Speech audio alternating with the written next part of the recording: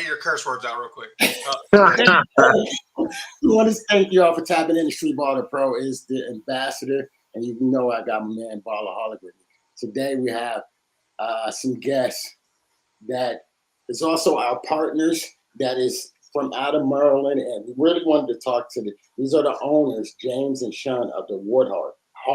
Always tongue be twisted, but Warthogs out in Maryland. And so we're just gonna first open it up to the owners to introduce themselves, and then y'all know how we're gonna do. We're just gonna get it in and talk, just build relationship. So whichever one, James, I guess we'll start with you because you reached out to me, and it was one of those things like Ballaholic. Remember when I told Baby Shaq on our last interview, and I said, Baby Shaq, I just sent a message, you know what I mean? And it was a shot in the park, and it was sort of like James and our conversation. And I was honored for him to reach out to me. So I would like to go ahead, James, start it, and then we go to Sean, and we just go in. I'm James. I'm the owner, GM, along with Sean of the Hagerstown Warthogs here in Maryland. I really appreciate having us on here. Ballaholic, nice to finally talk to you and meet you. I appreciate the opportunity. And like the ambassador was saying, so I watched the show with Baby Shaq and Tyshawn, or T-Baby. We're rebranding him as T-Baby now. Yes. Right. So, and, you know, I was like, wow, this would be really, like, great if we could somehow have something to do with you guys. It'd be, like, amazing for us, and, you know, as much as we can do to, you know, facilitate your program as well. So I was like, just like you said, I'm like, you know, I'm just going to send him a message. You know, what's the worst that's going to happen? And I think like 2 days went by, and I was like, man, he's not going to answer. And then he answered me. He's like, hey, give me a call. And we talked for about a half an hour, and it, like, my vision and Sean's vision for this organization really mimics your guys' vision for what you've been doing. And I'm all about, you know, helping the little people, you know, local businesses that need attention. You know, we help them out, they help us out. So I feel this is kind of a bigger aspect of that. You know, you guys are helping us out tremendously with exposure. And what I recommended that we could do for you guys is, I mean, you're already stealing one of my players, so we can, we can be that feeder team. That's, I mean, I don't have a lot to offer you guys. You guys are a lot bigger than we are. But you know, you're taking Tyshawn out to these events, and I know Coach Baby Shaq alluded to, he's got a couple other guys as well that he's thinking about doing the same too. So, I mean, if we can use our talent to, you know, not only help you guys out, but one, it sends our players off to, you know, pursue their dream of higher level of basketball. And, you know, by providing that avenue to you guys, one helps you guys out, one furthers these guys' careers, hopefully. So that's how this got started. Well, I think it's perfect, right? Because we tell everybody we're a platform, right? This is what I've been doing for over a decade. And so it's what we really need. We need players. And so when you begin to say that the vision behind all of it is to go out and scout players, and they need somewhere to develop. And you all are developing a mental system. You mentor, you develop, you know what I mean? You raise them up. And for us, we don't have time in the sense of to go everywhere and be everywhere, you know? So it's great to be able to send a player or know we can go to this organization and recommend an organization that's going to help develop a player in the right way to help us to do our job, to help them get a job. So I just had to throw that out there for those who are understand what Streetball the Pro is. You know what I mean? So in a sense, when y'all think of a lot of folks, you're seeing all of the faces, they're like, and one. Well, what was the reason behind and one? That's the major question, right? What was the whole reason behind and one? And just talking to, I've been blessed to talk to both Main Event and Shane, and so it was all about their community and putting on for the next generation, you know, at a pro level. And I think this is amazing to have this relationship. Go ahead, Sean. I'm sorry, sir, for cutting you off. It's all right. So James basically said everything. I mean, obviously we echo the reason why we got involved in this. It's about a year ago today, James, when James actually tricked me into this. All right.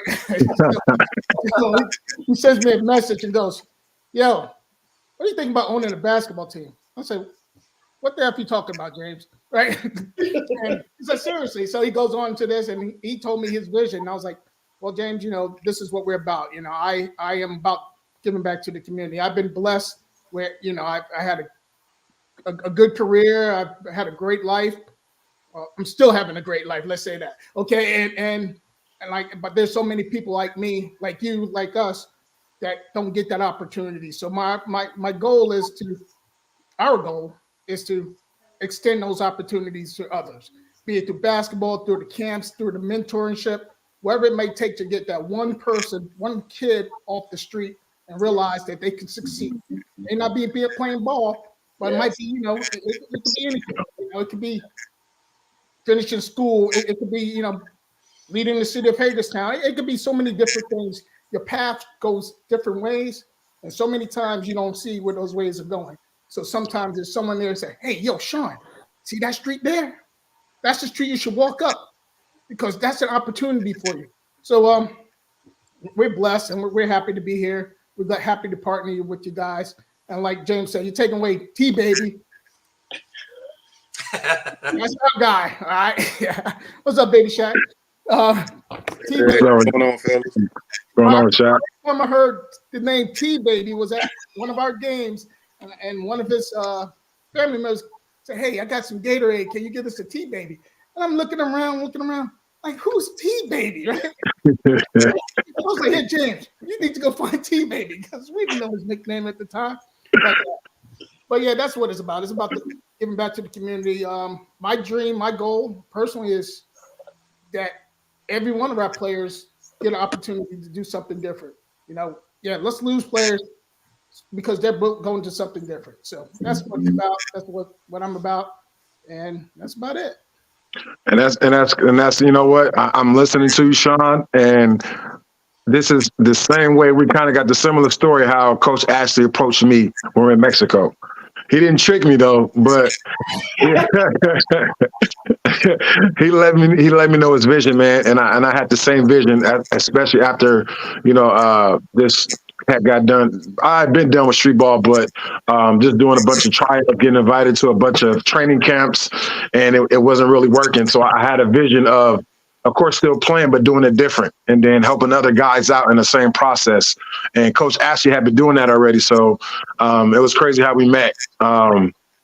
So, long story short, he let me know, like, 3 weeks, like your life gonna change, like your life gonna change. And I didn't believe. I'm like, nah, whatever, man. Like you was Sean to James, like, man, it's like what? So I was the same way, like, yeah, like, man, whatever. I done heard this thousands of times. So 3 weeks later, I'm literally in London playing basketball with him. But while I'm out there, I didn't know I had fans in London. So I got people walking up to me, and now, there was a family that had drove 2 hours just to meet me. You know what I mean? And then now my mind, I'm starting to, right then and there, I'm starting to think about doing other stuff for other people. I got kids coming up to me who don't even know me. They're 7, 8 years old, so they weren't even born when And One was out. But they're still coming up, "Hey, Ballaholic, I like you. I like your game." So it's just the whole process of me switching that on to what am I going to do after that? I can't play forever, right? So me and Coach Ashley, he had set up a camp out there. We did a mini camp with St. Thomas, right, Coach? In Hastings, it was St. Thomas. And I went into like a whole different mode, man. It just was so eye-opening for me. So now, like, it's going to be easy for me to get, kind of let go of the game. Coach trying to get me into coaching, and I told him I'm not a coach. I told him I can't coach. I can teach, so I don't know if I could coach. But the fact of just getting back, man, and now I really want to start getting back and helping other people out, especially these young players, players like Ty or other players that we didn't have on these podcasts that we're helping out, because it's more than basketball with us. You know what I mean? And then also the most important thing I think too, giving back, is teaching about financial literacy. about, how it's going to be when you're over the water, how it's going to be when you're on, all of the other different stuff. So, like I said, our stories are similar, you know what I mean? And just helping these guys out, especially the young ones, because we didn't see it, Coach, right? We didn't have them. I got a young guy that I'm trying to mentor right now as well, too. I haven't talked to him in a minute, but, I don't like hogging over young guys like that. They get paranoid. Yeah, man, the stories are similar, man. So it's good that we're meeting you guys, man. And the fact that hopefully we come to Maryland and play against some of your players, y'all got talent out there anyway. I mean, I know Baby Shaq noticed. They got, Pat the Rock is out there, Silk, you know what I mean? So it's an exciting time, man. It's definitely an exciting time. I think one of the exciting parts, right, is the fact that, yes, Baby Shaq is an organization. And we have Ballaholic, we have all of these guys who are legends on the N1, from the N1, like just legacy, who's now involved with us. Well, the big picture, like I said, as for all of them, is to give back. You know what I mean? It's not about these guys like, my glory days is about me. I want to, get my name out there. But everyone that I had a chance to sit with and talk with, you know what I mean? They're like, hey, we're on because we want to give back. And that's why I do it.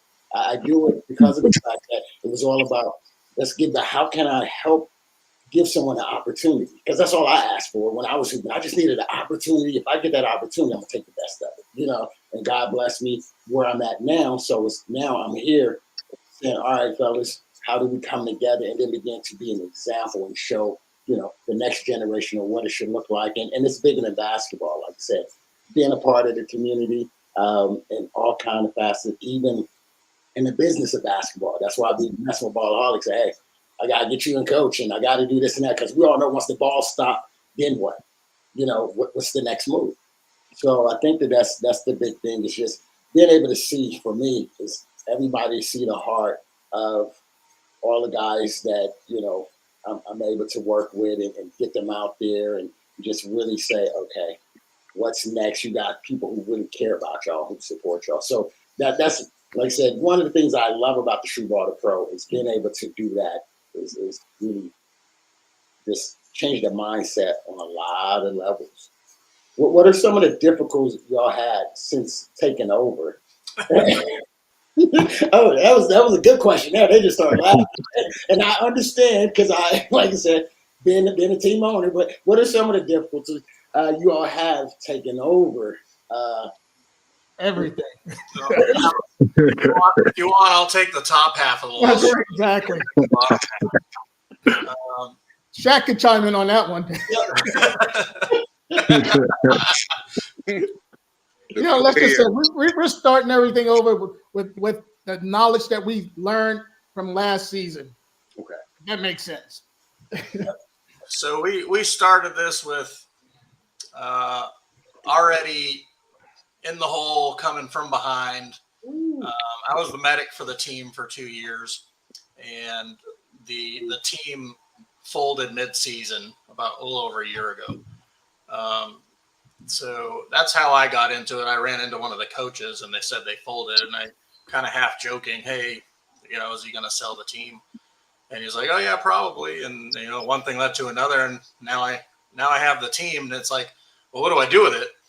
And then I roped Sean into this, and so I mean, we shared the same vision. We wanted to use this as a platform to, give back to the community, like Sean was saying. So the struggle was, okay, we have to rebrand the team because the league was unhappy with the old team. So they recommended rebranding so that we can start fresh. Some good things happened. We had a lot of our core players and coaches come back. So, I mean, a lot of that was already established, thankfully. So it was more building the organization and trying to, recapture our fan base. And, a lot of people I talked to in this area, like, have never even heard of this team, and they've been around for like 6 years. And I mean, this is our local area, which isn't even that big, has never heard of the team. So, that was like an immediate struggle. Yeah. Is how do we get past that? How do we become a known professional organization here in our local area? Before we can expand further out, we gotta capture our local area. So then, you know, we were able to get back into the league the team was formerly in, and then they lost 2 teams out of our division. So they told us, hey, we don't have enough teams for you guys to play a regular season. Here's your options. You can either travel to North and South Carolina every weekend, which, you know, being a new organization, not even having any income yet, and you know, home games is where you get your income, and now you expect me to have 0 home games and travel every weekend. And you know, a lot of our players work and have lives and families and can't commit to that. So they ended up saying, okay, well, you can have like an exhibition season, and we basically had to schedule, contact other teams, and make our own games, make our own home games. We joined some local, like, you know, pickup game leagues basically. And, you know, the competition wasn't even near where, you know, our skill level was. So, I mean, it helped bring the players together as teammates, but, you know, for competition wise was not very good. I hear you there, James. I've been there. Are you guys the ABA? We were East Coast Basketball League. Oh, okay. Yeah. Okay. Yeah. Just being, I hear you, man. Being in that situation, playing in the ABA, being on a team and just not knowing who you're going to play against, not knowing where the money's coming from, not knowing how you're going to travel. Even the communication sometimes is off. You know what I mean? Not having enough players, having 4 or 5. Yeah. I hear you, man. I totally get it. Starting over is just it's a process, man. And you know, if guys are going to come back, guys might be playing with other ABA teams or any other team. And the fact that you are trying to play against somebody else, some kind of competition, players get excited. And then when you see the competition, it's Wrecking Park guys, it's Wrecking Park League. Yeah. But that do bring the guys together, though. You know, you have some fun playing, and, you know, it might win by 60, 70 points, but still, you know, it's something, and it's something to keep your guys locked in with. And you guys locked in. We're like, yo, we're going to get it going, man. This is just a start, and showing y'all and letting y'all know that we keeping it going, man. So, Man, just keep it going, Coach. So we got approached by the V League, which is I think they're headquartered out of Baltimore. They run pretty much, I think, from like Savannah, Georgia, up to Philly. So they kind of East Coast League. They got about 16, 17 teams in the league now. But so we got in talks, and then, you know, their opportunities that they have for us and for our players seemed like really phenomenal. Every year they do a combine and bring in G League and NBA scouts to get a look at the players in the league. So I thought that was really great, because that's part of our vision. We want to be able to, you know, mentor these guys and push them up higher level of basketball. So being able to have a streamline into that opportunity kind of really enticed us. And then I was informed that our former league, they weren't able to get anybody for our division, so they were pretty much canceling our division. So it ended up being a good move we made, joining the V League. So we're in talks with them on the upcoming season, starting, I think, October, November. And okay. I did mention that Baby Shaq was coming out of retirement for this tour you guys are doing, and they seemed a little nervous. So I'm not sure what Baby Shaq's plans are this upcoming season, but either coaching or playing or a little of both. I'm not going to complain. Hey, that'd be good for y'all too, though. I mean, you know, Shaq, man, I know y'all done seen Shaq, you know, do his thing before, man. I know I have thousands of stories to tell, but that'd be good, though, man. I mean, for Shaq, for sure. He you know, I can't speak for him, but, you know, me being a fan of Shaq's, I know he gonna do what he do, man. It's so nonchalant when he does it, you know, and it's so easy when he, you know what I mean? Like, you see everybody else do, it's kind of tough, and like, damn, but you see Shaq do, you know, it's real easy. So only imagine him coaching. It's his IQ is pretty high. When you got guys like that, working with guys like that, those are the guys who you want to put on and you want to keep. They make it easier, you know. Not for themselves, but that make it easier for you too. Yeah, we're real excited to have him. So I want to hear Shaq talk. I know. It's not my podcast. It's just for everybody to get to know the owners of the Warhogs. Yeah. That's Shaq right there. Since day one, I met Shaq. He's always been, you know what I mean, in the background and saying it's not about me, it's about the person here. Like, people can talk, but like I do. Like I'd rather do than talk. I can see That's Shaq. that I can't do what I want to do, but me doing it is a different thing. Gotcha. But see, that's Shaq though. It's a good organization, man. We just gotta weed out the bad players. Right. We gotta weed out the bad players. Well, not even bad players. The ones that think they can play but never played before. Those are the ones we got to weed out. That part, Shaq, that's a good one, right? And then that's me speaking now as a team owner. That's part of that process, right? Everybody is, I'm a pro. No, there's really levels to this game. You know what I mean? But when you see the actual team, the actual players on the team, like they all can play. Okay. But like it was a tough decision. I had to choose one out of all of them. It was tough. Yeah. Me, I'm taking the entire team because all of them can play. All of them can make a roster anywhere. But like I'm starting with Tata. Like I told you, like once you get going, then I'm gonna reach back. Owners, you already know Mike.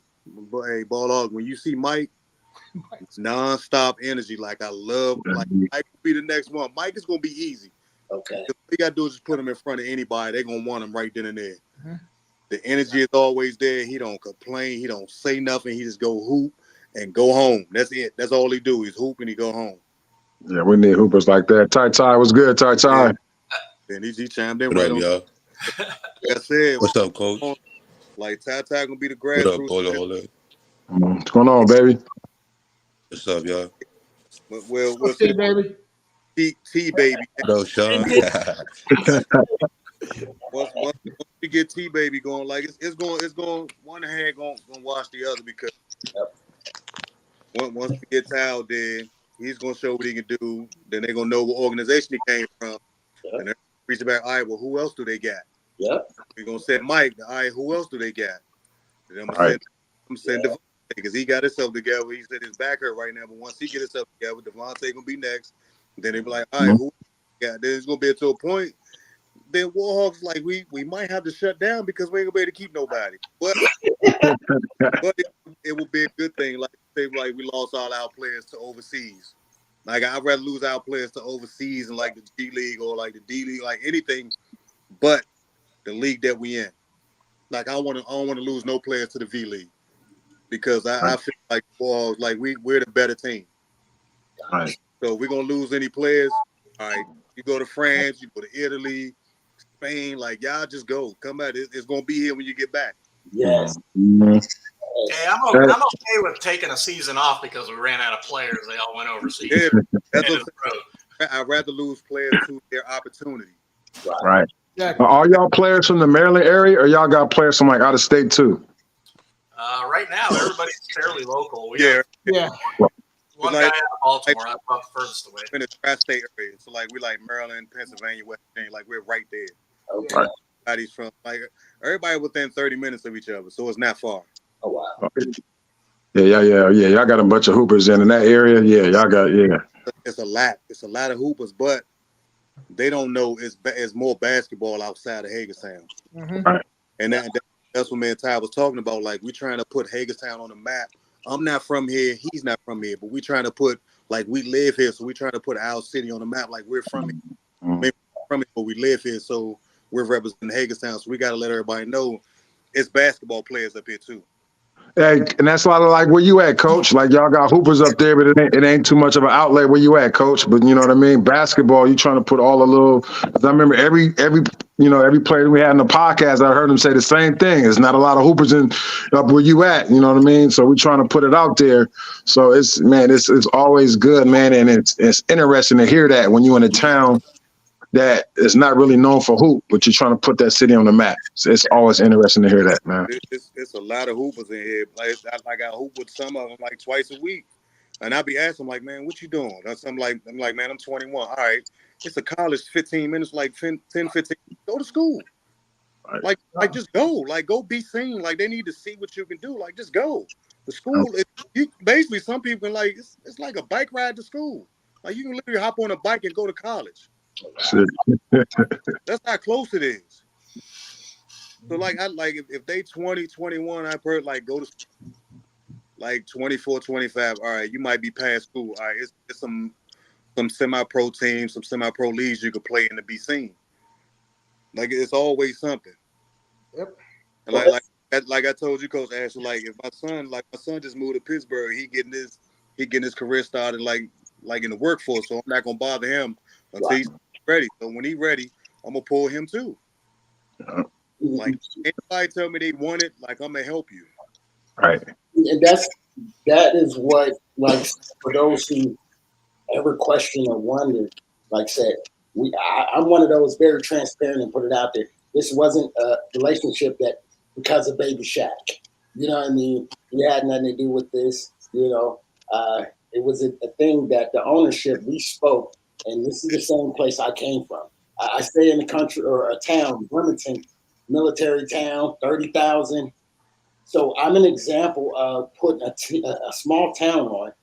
Now I'm national, right? So that's what, as me and Baby Shaq, we spoke, you know, we just speak personally, and we spoke on it and we said, no, what it is the vision and listening to it. As everybody listen to it. This is what Streetball the Pro is. It's not what it was designed to put players on at no matter where they at. We go and find them.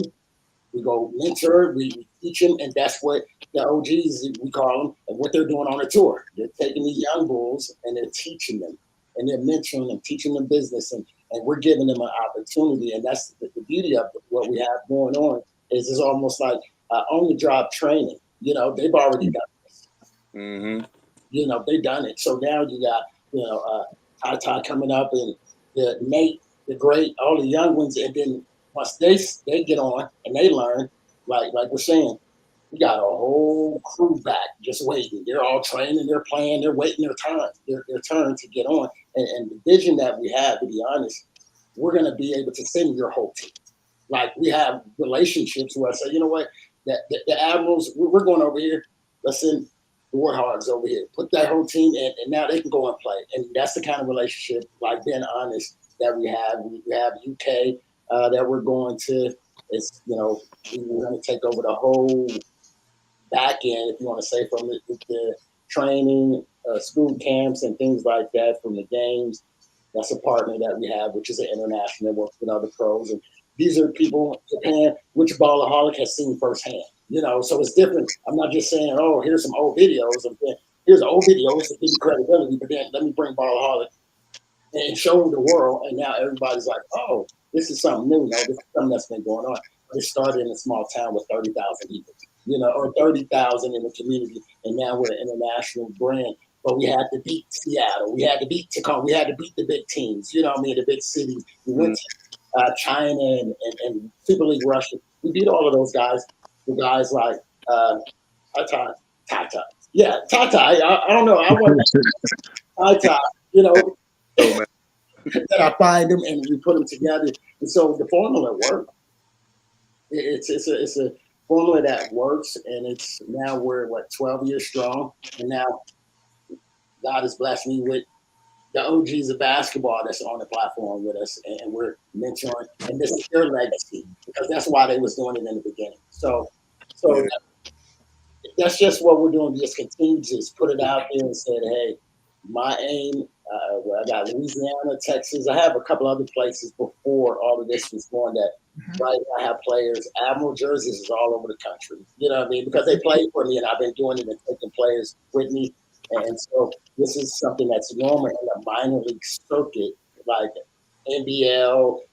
Like we got players in the TBL. You know, we send players to higher levels. So it depends on what their skill level is at and where they want to go. So this is why we partnered and wanted to come to Maryland, because it's a great resource for us as well. So it's not just us doing something for you; it's something for y'all doing something for us as well. Because, like I said, we got to have players that if I get a call, I know that I can.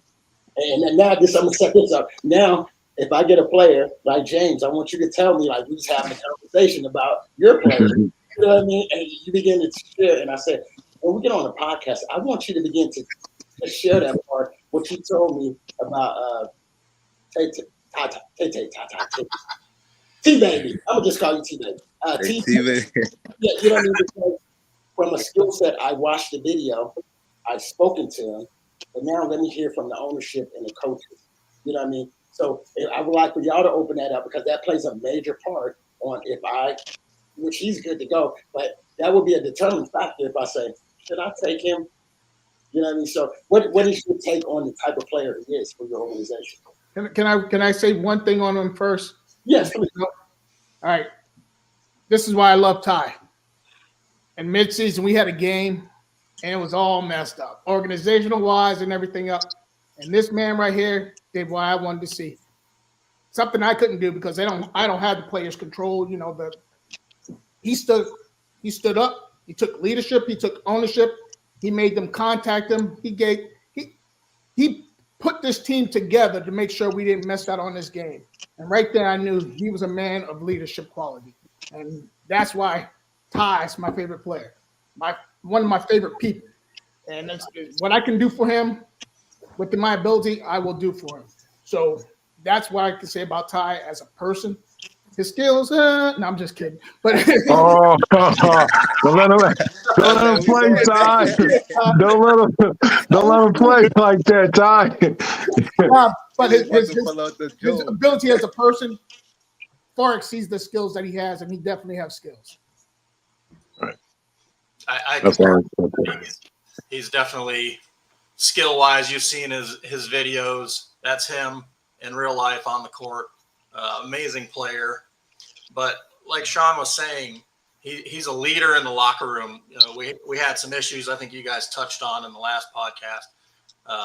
We had some people mouthing off to the coach in the locker room and stuff. And you know, he kind of took a leadership role on that and like, hey, we're not going to tolerate this kind of stuff. And after that game that Sean was talking about, you know, it's just, he tactfully came to me and Sean and, you know, hey, you guys are doing this wrong, you know, and, you know, you guys need to do it this way because that's the way it's supposed to be done. And, you know, me and Sean have never done this before. So it was, you know, one, it hurt a little bit. I'm like, damn, I'm doing something wrong. And then, okay, yeah, we got to fix this. So, I mean, not only is he in a leadership role on the team, he's taking a leadership role with us and helping us grow the organization and running the organization in an efficient way. So he brought up some good lessons learned this season that we are going to fix, and we're moving forward. And Ty, I know you're going to do great things one day when you're older and looking for something to do with your skills and your time and your leadership. You know, circle that back around here to the Warthogs and give us a hand on the staff. Yes, sir. Most definitely. As long as you got a spot for me, I'm coming. Oh, there's going to always be a spot held for you. I got you. Like that. See, that's good though, man. Like that's good to know. I mean, not even coming from a coaching standpoint, but coming from somebody who's going to be playing with Ty. Coming from my standpoint, now it's, you know what I mean. Okay, now I'm really want to see what Ty's about. You know what I mean. Now I'm excited to have another player who the coaching and the management team are saying about him. You know what I mean. That goes a long way too, especially for guys who want to play against, who want to play with basketball players who are skilled. You know what I mean? It's always interesting, man. So I'm excited. Maybe in the last podcast, talking to Ty, getting to know him a little bit and then seeing his highlights. But then Baby Shaq, bringing him in. And I know, and I'll say this again, anybody that Shaq brings in, Shaq ain't just going to bring in to nobody. So I'm just ready to go, man. I'm ready to see what's going to happen. Yeah, hey, all like I told you, when he sees something wrong, he says something. The coaches and said that. Right. When he sees something wrong, say something. And he says it tactfully, though. He says it with respect. Yeah. And They don't make a scene. Yeah. People like, look, this ain't right. This ain't right. We need this. If we do this, I know this will work. So like he don't go screaming and yelling. He talks to him, let him know like, all right, this ain't working. Something got this ain't working. And I know that you heard it from the owners. Right. We talked about this last week. Yeah. Yeah. I mean, Ty has been such, great for this organization in many ways. And, just being able, I mean, me and him text back and forth all the time on different aspects of the organization and the team. And he rallies guys up to go, work community events and stuff like that. And, I mean, he had some opportunities come up and, I was putting money down out of pocket to help him out. Like that's how much, I care about him and his future. And, we've only been at this like, a year this week. And we've already had success stories. And, that's what motivates me to keep going. We got Ty here getting an awesome opportunity and I hope it goes. I mean, I'm sad to see you leave, but this is an amazing opportunity for you. And I really hope it works out. But we got 2 guys going to Mexico. We got one possibly playing for our local college this fall and going to school. So, I didn't think we were going to, make this much of an impact on our players, in such a short amount of time. And I just want to keep this going. And, I'd hate to lose any of our players, but, if they're going somewhere, to better themselves as men or better themselves as ballers, I mean, that's what we're here for. I want to facilitate that. And you're our first one out the door there, Ty. Thank you, James, and thank you, Shaw. I really appreciate those words from a player. Thank you, guys. That's major, like you said, because once again we start talking about trying to get a job at the next level. This is what owners and GMs and coaches and things like that is not only a player who is active and producing on the court, but off the court, which is even more important in a sense, honestly, because you got to look at these community events, these, leading folks, doing everything. What, you're 24, 25, right?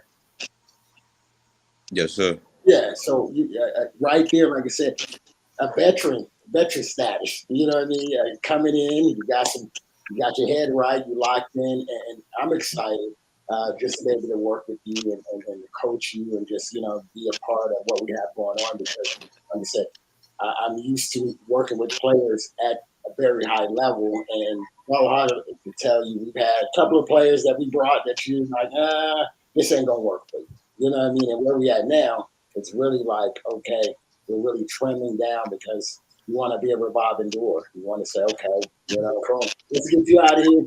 And when you're back home, we come jump on with us, but other than that, we need to get you out because we got more people waiting. And so this is perfect.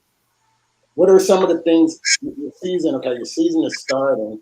Do y'all have any sponsors? I mean, and I'm just speaking on those things because being a team owner, I know how that is. Coming out of pocket, now you got to come together. You got not only uniform, league costs, gym costs, referee. It's so many behind the scenes things that a lot of players don't understand as owners, but we do to try to help them to get put in a position for an opportunity. And so do y'all, how is that going? Are y'all finding support and sponsors? So far, we don't have any sponsors. We just made a deal with our local fitness center here, the One Life Fitness. Not really monetary for us to support the organization, but they're giving us like 3 days a week access to the gym, so we can use that for practices or clinics or whatever we can fit in those days. And working on a corporate membership for our players to go be able to work out there during the week and develop our strength and conditioning program. But we've been fighting with the IRS for like 7 months now to get our tax exempt status. It should be here in the next week or two, according to the last 7 months ago. I know. Like it takes 90 days. Okay, so I call them after 90 days, and they're like, "Well, nobody's looked at your stuff yet, so it's going to be another 30 days." Okay, so I call after that 30 days, and they're like, "Well, it still hasn't been assigned. It could be another 45 days." It's like, I mean, this is the simplest of simple for nonprofit organizations. I mean, there's nothing complicated about this. But so we should have that here in the next couple of weeks. But I mean, we're looking for sponsors. We want to grow this organization. Not only corporate sponsors, we're reaching during the season when we were promoting games and promoting stuff, we were reaching 28,000 people a month.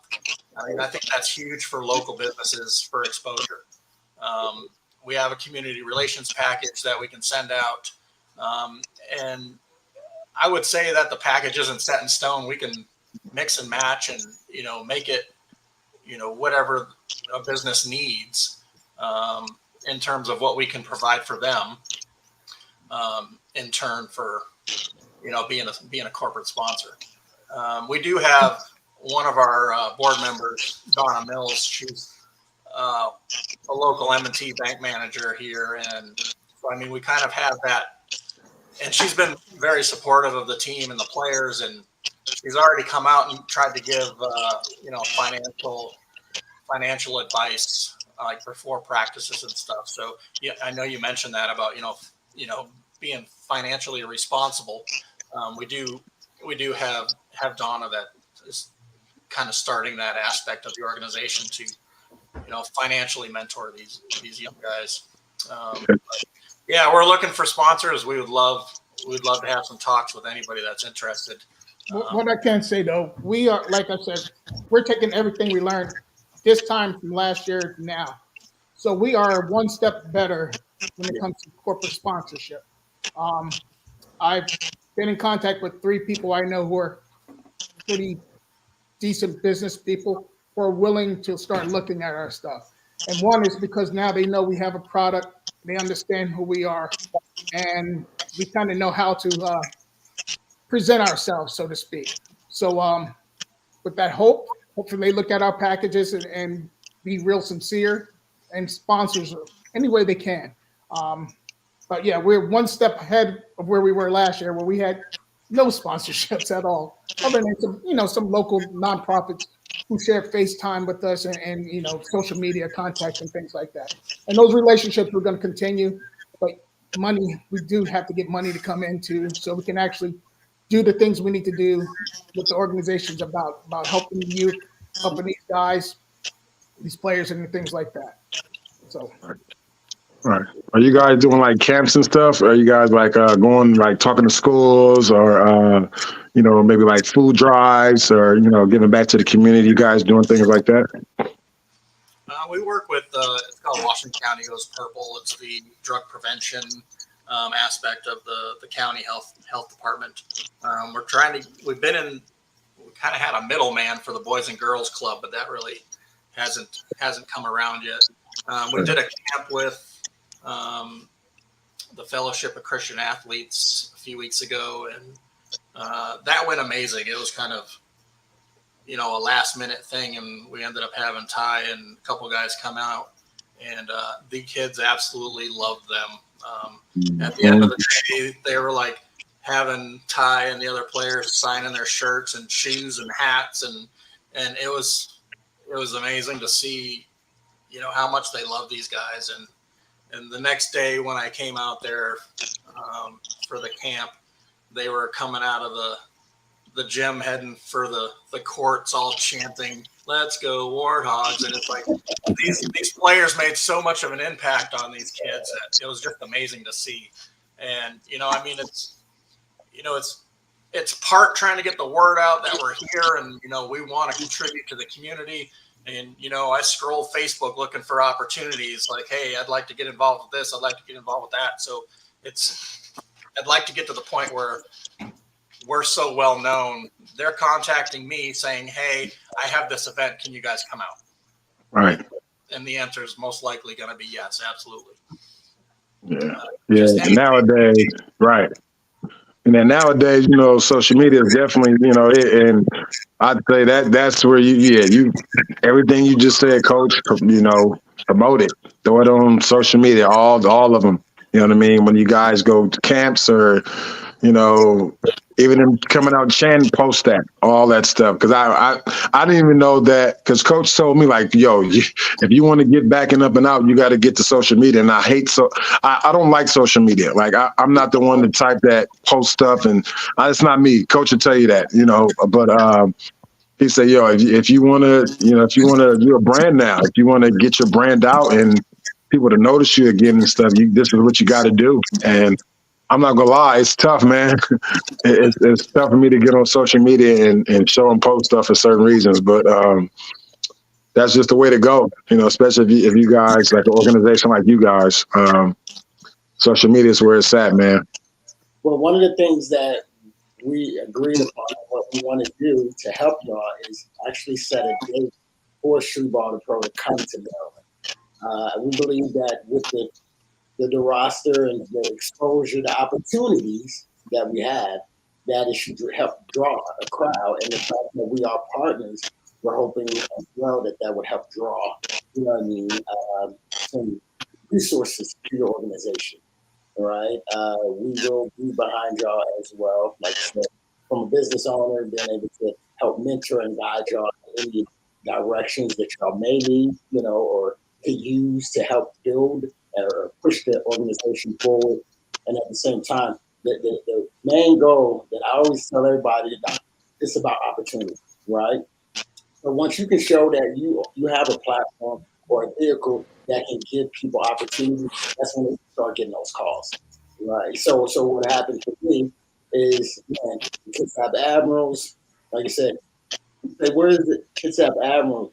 We go to China, and I say Bremerton. They said, where is that? And we say, oh, never mind, Seattle, right? So everybody just call it Seattle because my little town is so small. They're like, oh, man, we don't know what that is. And so once we begin to say, hey, I took a guy from Seattle, Tacoma, Bremerton, or wherever city or state they came from, I took him to China or I took him to Japan. Now what happens is they say, wait a minute, because there's a lot of minor league teams that are out, which we know. But how many can you say have connections overseas or take their players overseas? And so that's the biggest thing. Once like this right here with Ty, they're like, oh, wait, Ty got to look. Okay, let me see what they're doing. Yeah, this is the rebranding and it's their first year. But there's a player that's right now that is on tour that came out of this team that is getting an opportunity. So they started to say, okay, I'm trying to get on this tour. And we're saying, hey, you got to be a part of one of these organizations. This is our partner, and we're only dealing with so many places because we're building relationships, right? And that's the factor too. Just over the decade, and we all know we can't work with everybody.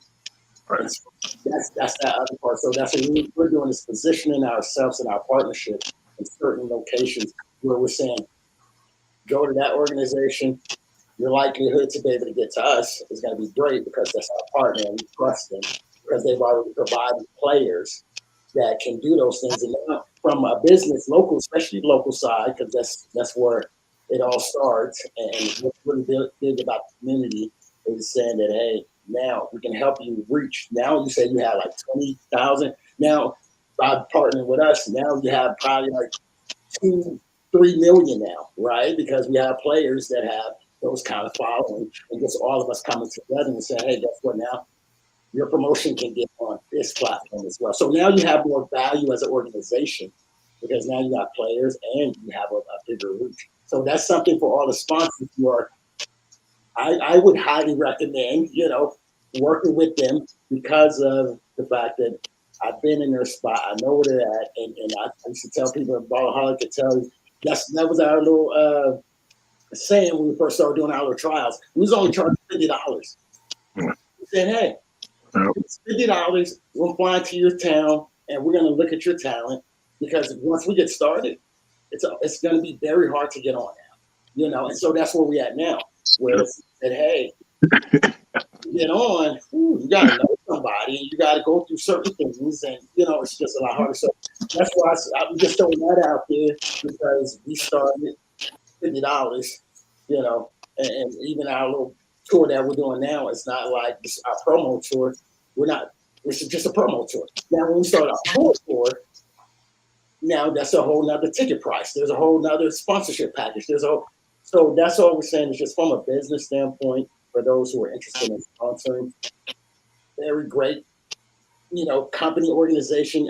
I'm listening to from the ownership to the players to the coaches, what they're doing in the community. I would highly recommend to get tapped in with them.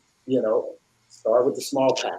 Every dollar counts. Trust me, every dollar counts. I remember many a nights, where I was like, ooh, I don't know how I'm going to get where and how that's going to happen, and so just had to throw that out there because now you have more value. You have a lot more value than you had. Like last year, you got a lot more wisdom and knowledge, and now we're behind you to say, hey, you have us to back you up. So now our platform is yours to promote. Our platform is yours for your players to get opportunity. So now you're not the same team that you were a year ago. You're a whole other animal. So that's how they're going to start. They're going to start. Trust me, they're going to start calling you. They're going to start calling you because they already call us, and they know that we're tied in with you all, and we're working together into a great organization that's really making a difference in your community. So, like I said, we're here to support. We're here to support. Please send me the package that you have. We'd love to look at it and see how we can also, get behind it as well on that part. You know what I mean? So we're that kind of organization. I don't want to just be talking about it, but financially or whatever we can do to make sure that y'all can grow, we want to be able to back you in that way as well. And this also, I'm thinking too, like as far as players being needed, this can be back and forth. We might have somebody who, I don't know. Y'all, of course, y'all got local talent, but you just never know. Hey, coach, y'all got a big man. We need a big man. We can send y'all somebody, coach. You know what I mean, or vice versa. We go like Ty coming with us. All of a sudden, now we need another player. Y'all can send us another player. Now somebody else sees them play, whether it be somebody in Lithuania, London, China, whatever the case, in state, and they grab them. You know what I mean? It just goes around. So that's why I'm excited about this too, especially when we get to partner up with other basketball teams. You know what I mean? It's always intriguing, just to see what comes out of it. I mean, and I'm just not for gonna me, lie. I had selfish reasons for trying to make this happen as well. I mean, I wanted to be able to go to, we're part of the B League now. They run a combine in August where they have players that are eligible for teams, and they put on a game, and then at the end of the game they go around and talk to each of the owners. I wanted to be able to have something better than everybody else to say, hey, I have a direct link to overseas play through Streetball to Pro organization. If you play for me, you can get a look and hopefully move on in that opportunity. I provide more opportunities than everybody else does. That's what I wanted to be able to say so that I can get some better talent coming into my team. When guys like to leave, I got to fill that big hole. So, that was my selfish reason to do this. Hey, coach, that's not selfish because again, where you at in Maryland, there's a lot of guys out there that I've seen, seen do their thing. So you just never know what comes to that. And it could be somebody who's looking for a sponsorship, someone who could be wanting to do street ball stuff out there. And they reach out to you like, yo, I seen you post something Streetball to Pro. What's that about? So you let me know what's that. And here we go again. You know what I mean? So that's always a plus. On the plus minus chart, there's always a plus. I would say, I have to say, it's not selfish, it's wise, right? Because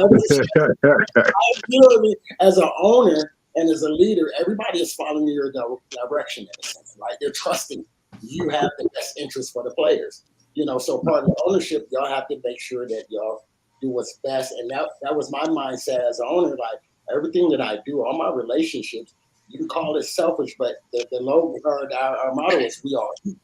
So we're all eating. You're benefiting, we're benefiting, you know what I mean? And so that's what made me different when I spoke to players. Because it was like, oh, I'm going to this G League, I'm going to this, I'm doing that. Well, I'm about to go to, like, ask Baller Holly. Hey, Baller Holly, I'm about to take you over to UK. All right, whatever. You know what I mean? And he's on the plane in UK. Then I said, guess what? You're going to go to Japan. And I'm telling you, we got more countries lined up. So that's what set me apart. And a lot of my players I worked with over the years, hey, coach, where you going next? I'm going to Lithuania. I'm going here. So it's sort of, you say from the minor leagues, I was like, I'm not a minor league team. I'm an international pipeline. I take players and I put them in front of people who are looking for players. So I get them a real opportunity. So I'm not spending months playing in a certain league and hoping to win a trophy. And if I win a trophy, then what? You know what I mean? Am I going to get a job opportunities? How many leagues? And that's the question, right? All of these minor leagues, that's it. How many minor leagues are really given opportunities? These are real, and this is the thing that's why I said it's not a selfish thought. It's a very smart and wise thought, because you're outside of the box. You're like, let me cut off a lot of these extra and just say, hey, and that's what I do. That's what made me be able to go to Ballaholic and be able to talk to anybody and say, hey, where you want to go? I got this country, this country, this country, this country. Or I can get you in this pro-am, play you in this tournament. And these are highly respected, like the IT tournament, which we're playing in. They're only taking 16 teams now. So God allowed me to make a name for myself early on. So now when it comes to the 16 and I have these guys, they're like, oh, it's guaranteed because you took in second place and you're in fourth in the 3 years you played. You know, and I didn't have none of these guys. You know what I mean? As of right now, you know, I'm sure we probably play IT again, but we're 3-0 against IT. You know what I mean? So it's one of those things that I haven't lost to his team yet. So it's those kind of fun facts that you're saying. The same thinking that we share is what got me in this position. And so that same thinking, that's why I said, yep, here's the platform. Now watch how fast this goes. Watch how fun it's going to be, because you do have something to offer that nobody else can just offer. So, yeah, it's funny. It's all about the players and what we can do to facilitate their careers and their life. And it's funny. Ty was kind of harassing me the other day about. He's like, you need to post more pictures of yourself, and I'm like, no, it's not about me. It's about you guys. I post pictures about you guys. And we did that radio interview with our local radio station, and he wrote me into getting a picture in there with him.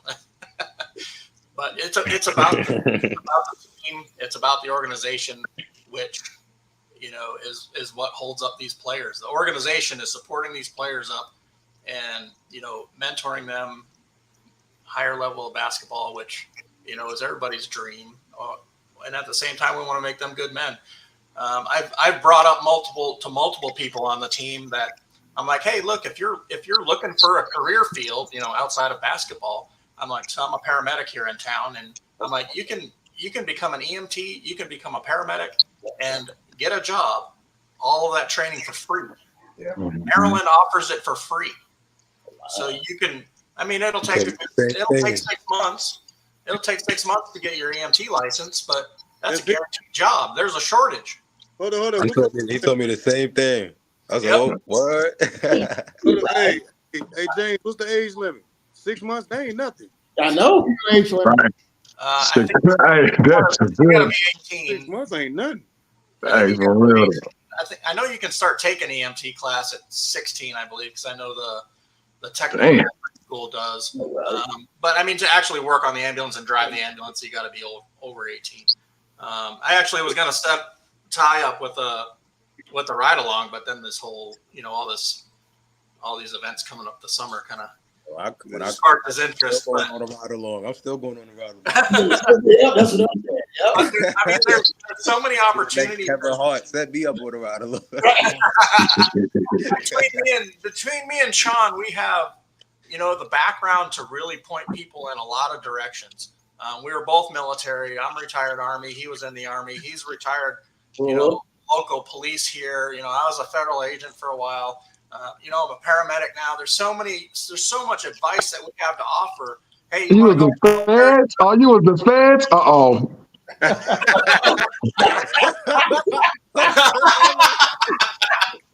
face off there. No, we already know where he is. Hey, that's a flag. But I mean, career advice and schooling and training, that aspect of advice is we have so much to offer for these guys, not only for our guys, but the community as well. Hey, we want to mentor the kids. We want to funnel them up into our organization and, either kick them out as, higher level basketball players or higher level men and community members and all around good people. That's what we want to produce. Right.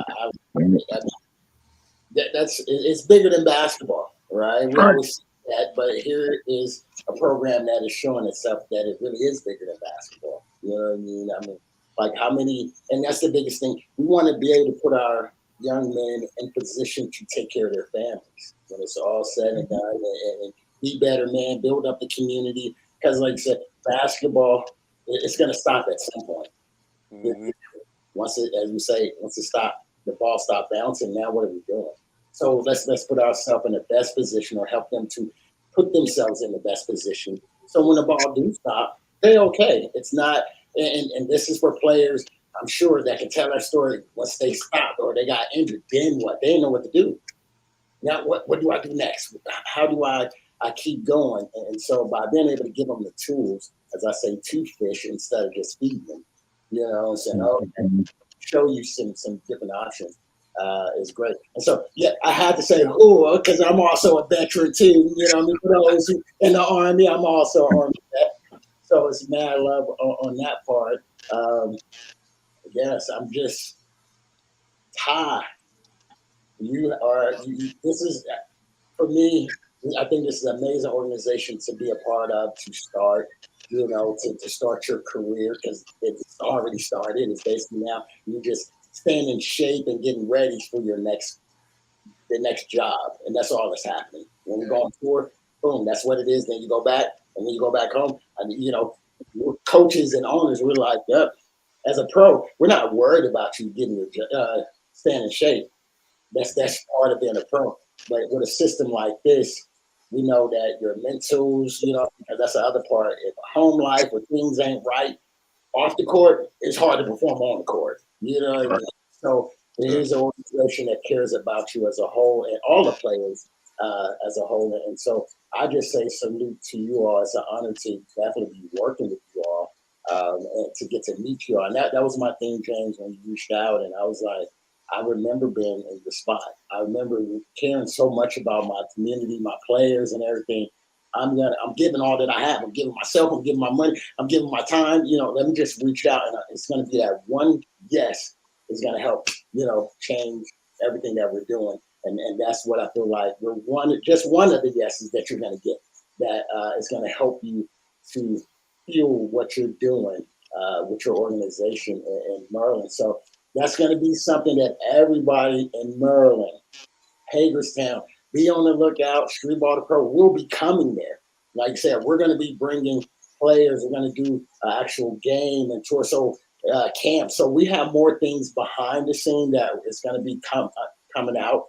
So it's not just doing a podcast. It's not just, hey, we're going to just take Ty and Baby Shaq on tour, and that's just it. No, we're going to be hands-on in the community. We're planning on doing some things where you're going to see myself, you're going to see Ball Holly, there with these guys, and some more, the legends, Streetball legends who's going to come through, and they're all pros. That's the other part. It's pros. Don't get caught up. Oh, we're doing tricks. No, I check ball. How do you say ball? Check ball and see what's really going on. What I mean? Exactly. And Shaq is another one of those guys. Again, he didn't have to do none of that shit. Excuse my language, but it was 1-2 dribbles, and that was either a layup or a dunk. And I promise, I think we were in. Damn, I forgot where we were, but Shaq had got a steal, took 2 dribbles. Somebody made a big mistake to jump with Shaq, and that was Little Rock. Yeah. We was in Arkansas. See, look, we was in Arkansas, and the whole interview, I'm like, y'all see that dunk, Baby Shaq? I told dude, do not jump. I'm like, bro, look, you see dude over there? I said, don't jump with him.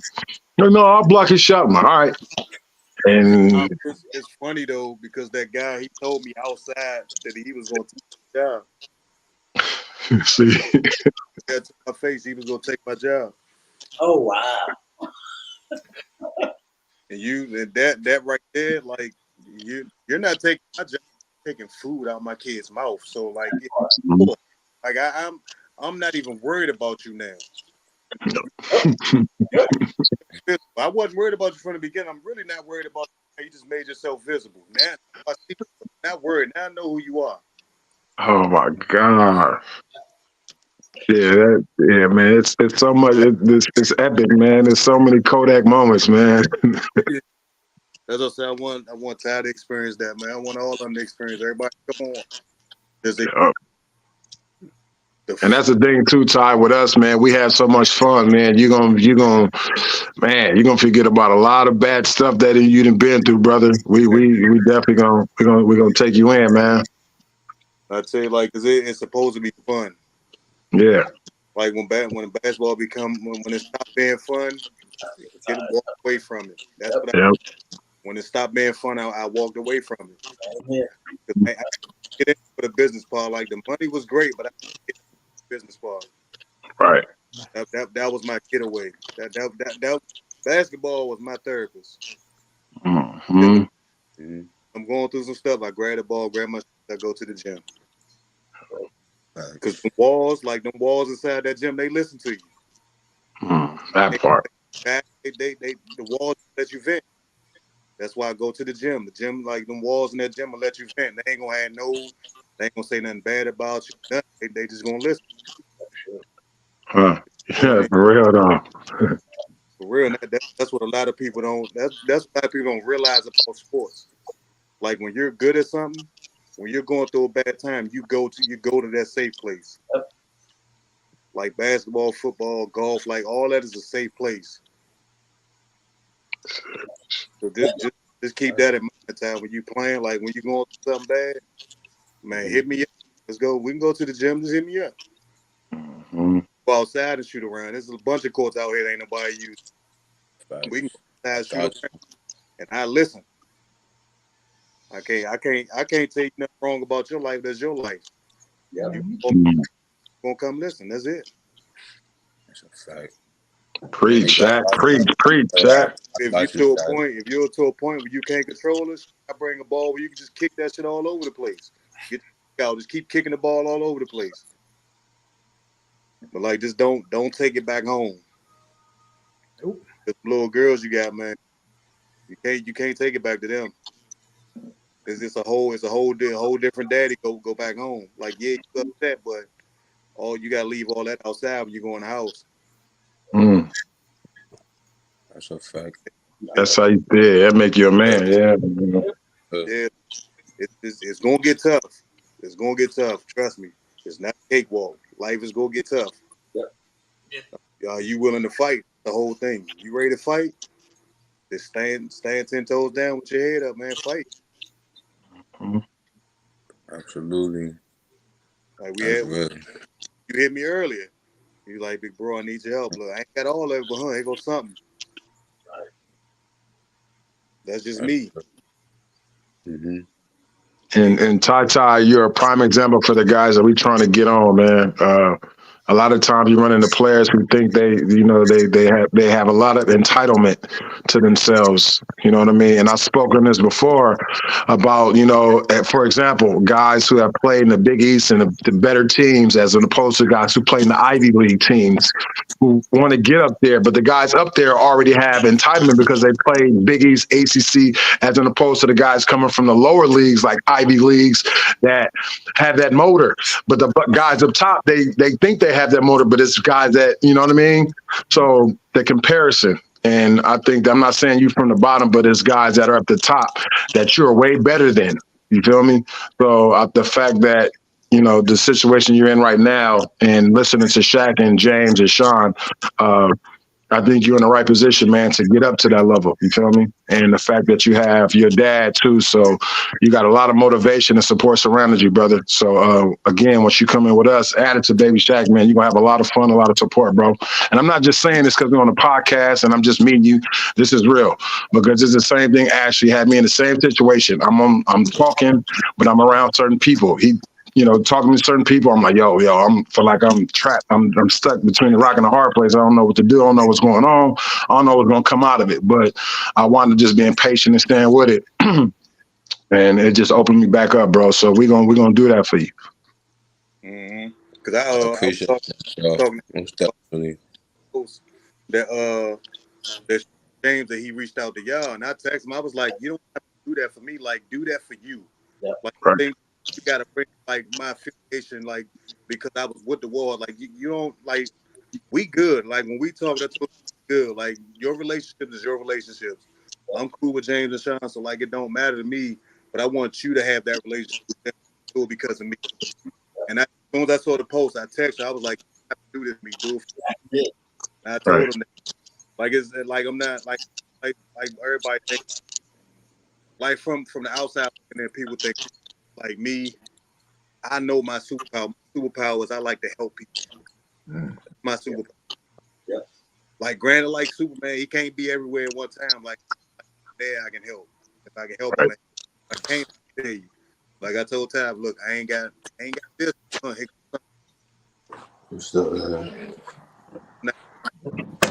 Have something to move. Yep. Like I'm glad James and Sean out to y'all because that relationship for the Warhogs, like, y'all the owners. Like y'all brought me in as a player coach, but y'all the owners. So that relationship, y'all need that relationship with him. I don't need to be a part of that. That's two. Y'all three owners. Like I want to own a team, but y'all in that space right now. So I just sit back and I listen. Like if y'all bring me in, I listen.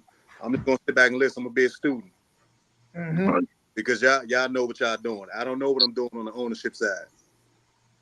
So I sit back and listen now. But I'll say we don't either.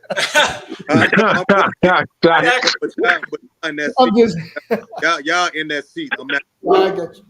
Y'all Oh, man. I think we need to. Like y'all said, when y'all ain't know what y'all was getting yourself into when y'all did it. Yeah. But y'all sat down, like, all right, look, we're gonna do this. Like James, you pull Sean. Like Sean, I know Sean can help me out, so I'm gonna pull him in. So like you knew who you wanted, and that's like a from a player standpoint. Like when I'm playing, like I know who I need on my team to win. Yeah. You know who you need on your team to win. Yep. So I sit back and I listen, and Right. that's all I can do now. When it come down to the players, like I can speak on a player's perspective because I've been that forever. I've been a player forever, so I can speak on that perspective. But past that, I reach out to Coach Ashley, or I reach out to James or Sean. I reach out to y'all if I need y'all. Granted, I never did because I'm not in that station. Like my mental is not in ownership space yet. Right. When I get to that space, like James and Sean, y'all can get tired of me texting and calling. You can get tired of me texting and calling. Well, hopefully, by the time that happens, we'll have our shit together, so you don't have to. Yeah. If we get our tax ID number, James. Y'all gonna remove me from group chats, all that. Like, man, yeah. When I get into that ownership space, like y'all about is I'm not gonna stop talking when it comes to that ownership space. Right. Well, I'm pretty sure I can speak for myself and Sean and everybody else. Whenever you decide you want to make that jump, there's a spot for you. You have a lot of experience that with the players, with the leagues, and with progression of players that we don't have, and we would absolutely welcome that. As somebody that has a voice in this organization, to be able to not only run this organization, but be able to manage the players better than what we're doing now. And I mean, that spot's always welcome for you whenever you want. But for me, like I know y'all don't. I know it'll be y'all like the cut players and all. Like I would do that. Like I have no problem going. Yeah, well, Like we don't like. I go in and say like, look, the owners don't know nothing about this, but like this is coaches and players. Like your attitude and like I don't like what you bring into the team, so we don't need you anymore. Like I have no problem cutting somebody. Because I'd rather get rid of the problem than try to manage the problem for a whole season. Like it's going to be too much. I pretty much took upon the beginning of this is I was going to be, probably 95% hands off when it comes to player management. That's not my expertise. Yeah, that's not your job. Your job is to sit back and enjoy basketball. Yeah. That's it. So, I mean, I told Coach Stubbs, I hope he gets on here, but I know he was working today. Yeah, he always. I don't want to be making player decisions, player management. That's not my job. That's not my, that's not my wheelhouse. That's not my. I don't know how to do that. But I did say I'd like to be advised of what's happening, so that I know we ended up cutting those two players this season. And all I said to him was, hey, don't make it an emotional decision right now. Take it 24 hours, think about it, and I'm good with whatever you want. No, when everything happened, like me, I told Stubbs, I was like, the way, because like you have no basketball resume to be demanding what you're demanding. Yeah. And that was my whole. That's why I was like, we don't need him, because like you're bitching and complaining about playing time you never played before. You're bitching about something you never did before. Like we play basketball at the gym. Like he takes a lot of bad shots at the gym, but it don't matter because I don't care. It's just pickup. Right. But when it comes to this like league play, like we're not doing it. Right. Like for instance, Tiny. Like Tiny was one of them. I told Ball like dude, like the 4 foot tall dude I was talking about that think he know everything, that can't play at all. Like great dude though. Great dude off the court. But on the court, like he think he know everything and he can do everything. I had to tell him, like, dude, like you're the shortest player on the team. You gotta be a point guard. You're not a shooting guard. You gotta be a point guard. You got 9-10 scores around you. If you can bring the ball up and run the offense, you will never come off the floor. I can promise you that. If you come up and run the offense and do what you're supposed to do, you will never leave the floor. Only time you leave the floor, like you have to raise your hands like, yeah, coach, I need a break. All right, cool. But other than that, you're playing. Because I know I could trust you with the ball. Right. I think so like then we got in the locker room. He had a big old blow up, man. All these so they ain't coming, they ain't doing nothing because we picked up the big white kid. He played before though. Yeah. But we brought him back. Yeah. But he came in, same amount of time we gave the little guard. He came in and got 8 points, 4 rebounds, the same amount of time. And didn't say anything, didn't complain about nothing. He came in when he got in, he did everything he had to do, and he sat down, didn't say a word. Oh yeah. Once you get your opportunity, like show me what you can do in this short amount of time. Because once you do something in the 5 minutes, your 5 can go to 7. You do something in the 7, your 7 will go to 10. You do something in 10, you're playing 20 minutes after that. Because I know your progression, it goes up. It don't go down the minutes you play. And the more minutes we play the little guy, the worse it got. Like we literally put I will tell you, we put him in the game. We up 30. We put him in the game. They literally cut the lead back to 10 with him in the game. All right, you got to come out. Yep. You got like he gave 30 used to be. he gave up like that. Got to come Susie back. won't get a jump, shag me all time. Yeah. Like the ones because my whole thing, I gave my life to basketball. I'm not gonna let anybody come in and try to think they the best. I've been playing since I was 5 years old. Didn't take it serious until I was 16. And once I realized like this can take me somewhere, it wasn't no turning back. So I took every game, every practice, every pickup game I took serious. Seriously. I made sure everybody knew who I was when I left the court. So when I come across people like him, all right, yeah, you can shoot a little bit, but 90% of your shots are bad. Granted, when he open, he can knock it down, but they're like, once he make that first shot, he's Steph Curry after that. He just started doing like he forgets that he's like fucking 4 feet tall. Like, dude,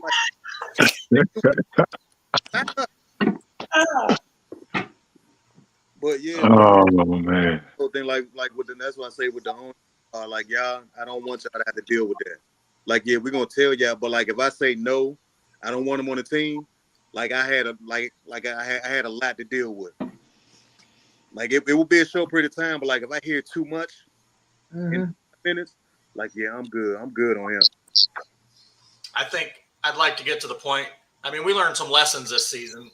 I mean, we've held tryouts and it pretty much was, oh, you kept showing up, you're on the team. I'd like to get to the point this summer when we hold tryouts where we're like scratching our heads. Crap, who do we keep? Who are we going to cut? There's so many good people. I don't know what to do. That's what I'd like to be at, where we don't have 4'5" people running their trap in the locker room. I want professionals on this team. This is a professional organization. We need to pull in some talent and make it happen. That's what I'd like to see this summer. We want skill. You notice, even though I wasn't playing, I was still there at the practices. I was still sitting there watching. Yep. Like when I tell you I was out of shape, but I still like, damn, I want to play. I'm still sitting there. Like the ones that can play, look, if you do this, like if you do this a little bit faster, like you'll get a better result out of it. Like I'm giving them pointers. Like, nah, you need to like set the pick hard. That way you'll be open. I'm literally on the side giving pointers and shit. Which I'm not, they didn't ask me to do. It's just the basketball in me. That part. Like if Yeah. I'm gonna be a part of this team, like we'll make sure we got the best product possible. That way, when we hit the floor, like we won't have to turn people away at the door. They're gonna be fighting to get in to watch us play. That's my goal. I want to pack a gym out, because once you pack a gym out, word spread, then out of town gonna start coming to the game. Yeah. Towners come, the out of towners gonna bring people like that. You never know. One out of towner come and watch the game. Their father owns a team overseas or owns a big corporation. Like it can work for everybody. Yeah. So like I'm like when I'm sitting back and I'm going through all this is playing through my head. I'm looking at the bigger picture. Like how can we all benefit from that? How can we all just sit back and just collect money? That's it. Because nobody wants to work. Like nobody wants to work a 9 to 5. Make 9 to 5 money. So like I just want to figure out how can I just sit back and just collect money without me doing anything. I'd like to get to the point where this is my full-time job. I'd like to do this for my living from now on. I love doing this. I took a leave of absence back in December from my job for 6 weeks. And Sean told me one day, he's like, you need a leave of absence from your leave of absence. You're working too hard. You're like, all I did was this team. All I focused on was this team. For 6 weeks straight, that was my day job. I'd love to be able to do that full time. I enjoy this. I wish I had more time to do this. Unfortunately, my job gets in the way. But there's so much to this. I don't think a lot of players realize how much work goes into building the organization. Just running one home game is like days and days of coordinating. Oh, already.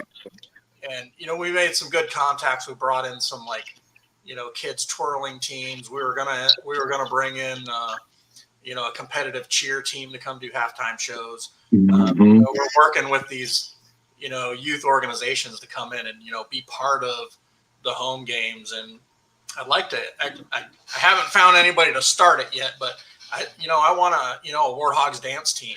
We have a That's just more organization of stuff. No more headaches. No more headaches right now. And it's gonna be led by Sean. Oh yeah. Damn near 60. But no, but see, I just want to be able to support all our community and bringing in these youth activities to come in and do between quarters, between halftime shows, and I've partnered with friends of mine that have just starting up businesses. Hey, put up a booth at our game, generate some interest, whatever we can. And I'm really hoping. I think I can't say it enough, but I thank you guys. If this just brings in a little bit more talent, I'd be ecstatic. And I hope someday I can say, I can be in your position and say, hey, look, I've been doing this many years, and now I'm able to help out the smaller organizations. I want to help them grow. It's not about me. It's not about us. It's about the game in general. How can we promote the game? How can we affect people's lives in a positive manner? That's what it's all about. Right. That's one of the things that, like I said, with our relationship, I will be a resource to you all on how to build your platform. Yeah. Right? Because like I said, God has blessed me where I have a youth program. I have teams starting from 6th grade all the way up to overseas. They say, okay, what team is this? I got a team in the rec league that plays in the city there. I got AAU developmental teams. I got international team. And so all of them, like I said, to be able to do this as a living, and it's definitely possible. It will happen. It's like I said, the way you're doing it, it does take a lot of work. Like I said, a lot of folks don't understand. And Ballaholic will tell you, that's one of our jokes. He's like, man, like I'm always busy. I'm always working. I'm always hitting him up like, yo, ball, we got this, we got that. And that's what it is that we wanted to do. Like I said, in the partnership, being able to mentor and build out the business owners. You know what I mean? And that's honestly my heart desire is being able to continue to serve, not only just in my community, but abroad and wherever else that is needed. And so that's what we're going to do to be able to help. I'm going to help you all, whatever questions. I'll show you a couple of tricks and trades of the business and things like that on really how to be set up. I mean, we're fortunate enough we do have both hands. We are a nonprofit and we're a corporation. You know what I mean? So it's just 12 years in the making. It's been trust me, it's one of those dance team. I know about it. I didn't have it all. I didn't have the dance team. That's a whole another part of the game. It's more work. James, if you serious, James, my daughter's teammate, her mother used to cheer for the semi-pro teams I played for. She live out here. Yep. Nice. So like if you serious, like I can get her, she can round up her little crew. There's your dance team. Yeah, that'd be great. Highly recommend. See, look, I'm navigating or trying to get, hey, Baby Shaq, some of our ownership, I think the ownership is saying, you welcome. I mean, I think this would be perfect. You coming up, helping, and being an owner. I'm just saying, I'm just looking from outside, looking in on how yeah. But I'm just saying, like if I can help, I'm gonna help. Mm-hmm. You're helping in a major way. That was one of the things. Like when I got with Ballaholic, when we started on my podcast, I said, "I'm a coach owner. You're a player. You know what I mean? You got perspective from both sides when you talk on things and when we do things. And so I'm mentoring you because you're an owner that has a brand, but you need to be mentored and taught some things. You know what I mean? And there's things that I come in and he showed me and vice versa. And that's what I see. What right here on the outside listening to this interview, I'm like, oh, okay, I see how you fit up here and how all of y'all work, and it takes the load. And it makes it light when you have more workers, right? You have 3 of you all that's coming in. Okay, you take this, you take that, you take that. And that's pretty much how we do Streetball to Pro. And once again, Ballaholic is my partner as well. You know what I mean? So we have some owners where we say, hey, let's do this. I need you to do this. We got to do that. For the betterment as a whole on what we're building. And so I'm just saying, if lobbying. Think about it, Baby Shaq. You want to be ownership? I heard him. I heard them say, come on in. As long as Shaq's doing the work on that dance team, I'm okay with it. See, look.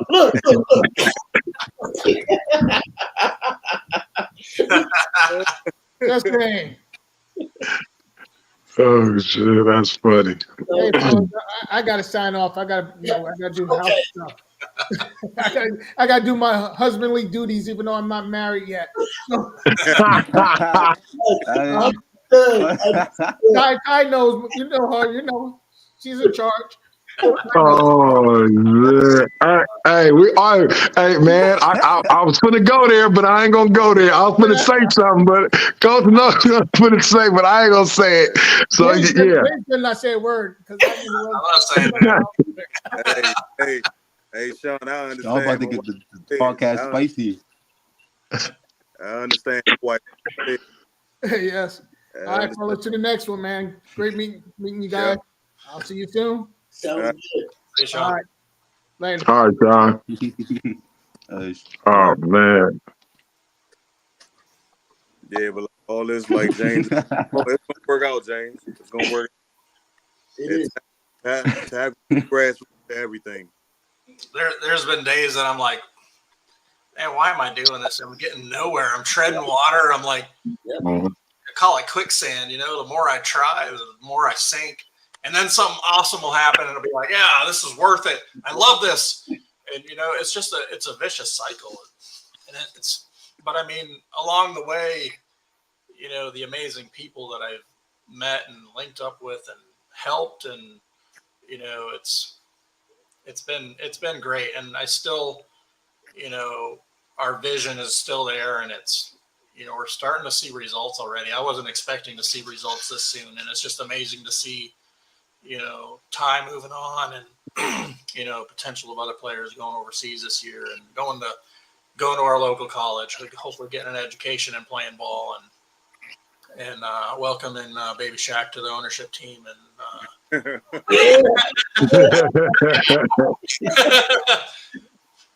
he kind of came on like mid-season, so I mean, we haven't had a whole lot of time to talk and work things out. But you know, I'd love to, you know, sit down with Baby Shaq and, you know, come up with a game plan, and you know, I'm sure I can learn a ton from him, and you know, make this organization better and grow. And you know, I hope that this, you know, gets some visibility, and we can get this thing going, make it big, and make it well known for this community. And you know, Hagerstown has a professional basketball team. You know, let's come out, support the team. Let's make this something big. You know, we just got a brand new baseball team, brand new baseball stadium, and you know, they're the new kids on the block. Everybody's all nice and shiny object with the new baseball team. But hey, we've been here. We're still here. We're building a new Hagerstown field house. Is going to have, I think, either 4 or 6 basketball courts in it. Big, huge facility they're building. We're hoping that's going to be finished around December timeframe, and already in talks with the GMs there to get in there and make that our home. So, you know, we're going to have that shiny new facility as well. And, you know, we're here for the community. Let's make this something big. Let's all work together, and, you know, I'll help you, you help me, and we'll get this done. Mm-hmm. Sounds like I'm definitely going to be there for that combine. Definitely going to be there. Oh, the one with the V-League? Mm-hmm. I'm going to be there. I was going to send you a message today, see if you were going to be able to make it out. I wasn't sure if it was going to fit your schedule or not, but. Oh no, I'm going because everybody that's going to be playing at that combine, I know. Oh, okay. Well, that's awesome.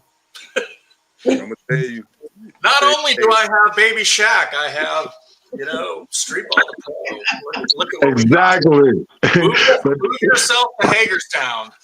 Right, but it makes sense because Shaq is a streetball legend. Now the streetball it coexists. It makes sense. So you know, yeah. I didn't know where to stand with Baby Shaq. I wasn't sure.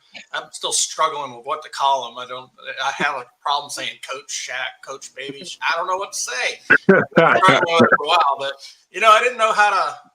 You know, me and him really got to sit down and talk, and like, hey, how can you help the organization? You know, I didn't feel comfortable saying, hey, you know, I got Baby Shaq on, you know, as coach, you know, come check it out. You know, I didn't want to use his name without his permission. So, you know, we need to sit down and you know, come up with some rules of engagement here, and you know, figure out how we're going to work this and grow call this. Me Shaq, you call me Baby Shaq, you call me. The respect's still going to be the same. The respect will be the same. So, I started just calling you Coach because that seemed easier. So it didn't seem to tie all together for some reason in my mind. Yeah, but if you say that, me and Stubbs gonna look up at the same time. Oh man. Yeah, we got to sit down and figure out. We got to define your role and make this work. I think you're a huge asset. Now, though, I'm letting you know now. I'm not a community activist, okay? So I'm letting you know that now. Don't try to push me out there. He said, "Oh God." I put flags on windshields and all that, but I ain't gonna be out there talking, holding, like shaking hands to kiss it. Kiss the day, I'm not trying to run for office. No, me neither. That's Sean. Sean's side of the house. That's what Sean does. That's not my game either. All right. As long as we got somebody for that, cool.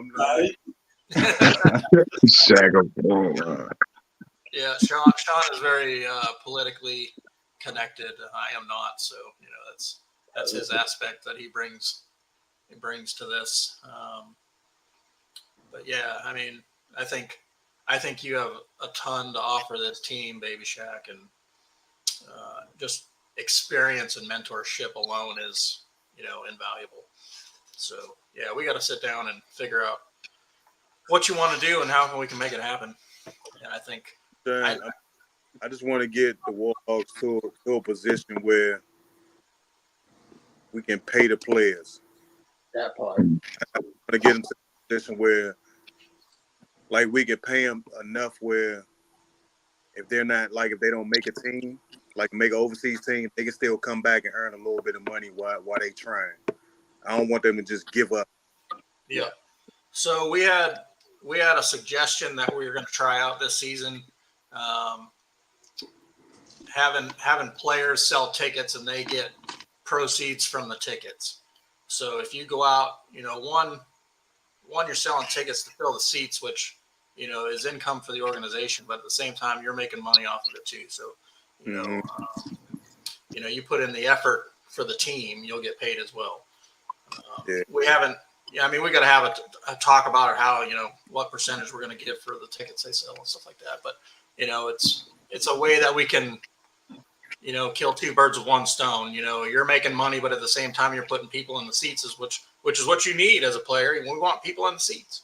Yeah, but one idea that I was thinking about, like the NIL deal, made me think about this. Like each player has their sponsor. Yep. And like we can just, like, let's say Ty gets Tractor Supply. We had Tractor Supply make like give us a patch or like a badge or something. We stitch that on Ty jersey and promote Tractor Supply. Like Ty just do his little 5-10 second video right before the game. Like say his little piece, like show love to Tractor Supply. He earned his little money for the month or the week, whatever, how they want to pay. And we just do that, like, for every player that deserves it. Like let's say like the starting five, we got to make sure I want to get to a point where the starting five gets paid. Hey, Shaq making a whole lot of sense too, because even nowadays you can get them patches, throw it on the jersey, but throw it on your compressions. You got some compression pants, throw it on there, throw it on your socks. I mean, rubber, all of that stuff. Shaq is hit it dead on the mark. I'm saying like the players can make money that way, and like Tractor Supply or like anybody, like somebody small, like my cousin up here, Tony's to go. She has a food truck, and she can cater like after game meals, or she can set up outside the arena, like outside the gym, wherever we playing at, and like whoever on the team, like Ty, we signed Ty to Tony's to go. He wear a patch, he get paid, free food, like stuff like that. Like we don't have to worry about anything. Like when I'm gonna get to a point when the players step on the floor, all they got to worry about is playing basketball. Everything else take care of itself. Because like they come to play basketball, like, but soon as the game over, like, damn, I gotta go back home to this shit. Like I want them to, soon as the game over, like, come on, where we gonna go? We gonna go do like after the game or something, like it's all happy after the game. Like the loser's gonna be happy after the game. Like I want everybody to be excited to go home, not to be like, damn, I'm gonna stay here and shoot around. I ain't ready to go home yet. Like you said, Shaq, fun. It got to be fun, man. Yeah. All around got to be fun. It gotta be because that's how we started out playing. Like we Right. just wanted to play basketball. And when you make it a business, then now when you make it a business, like once I put my business hat on, I'm the only one that's gonna eat.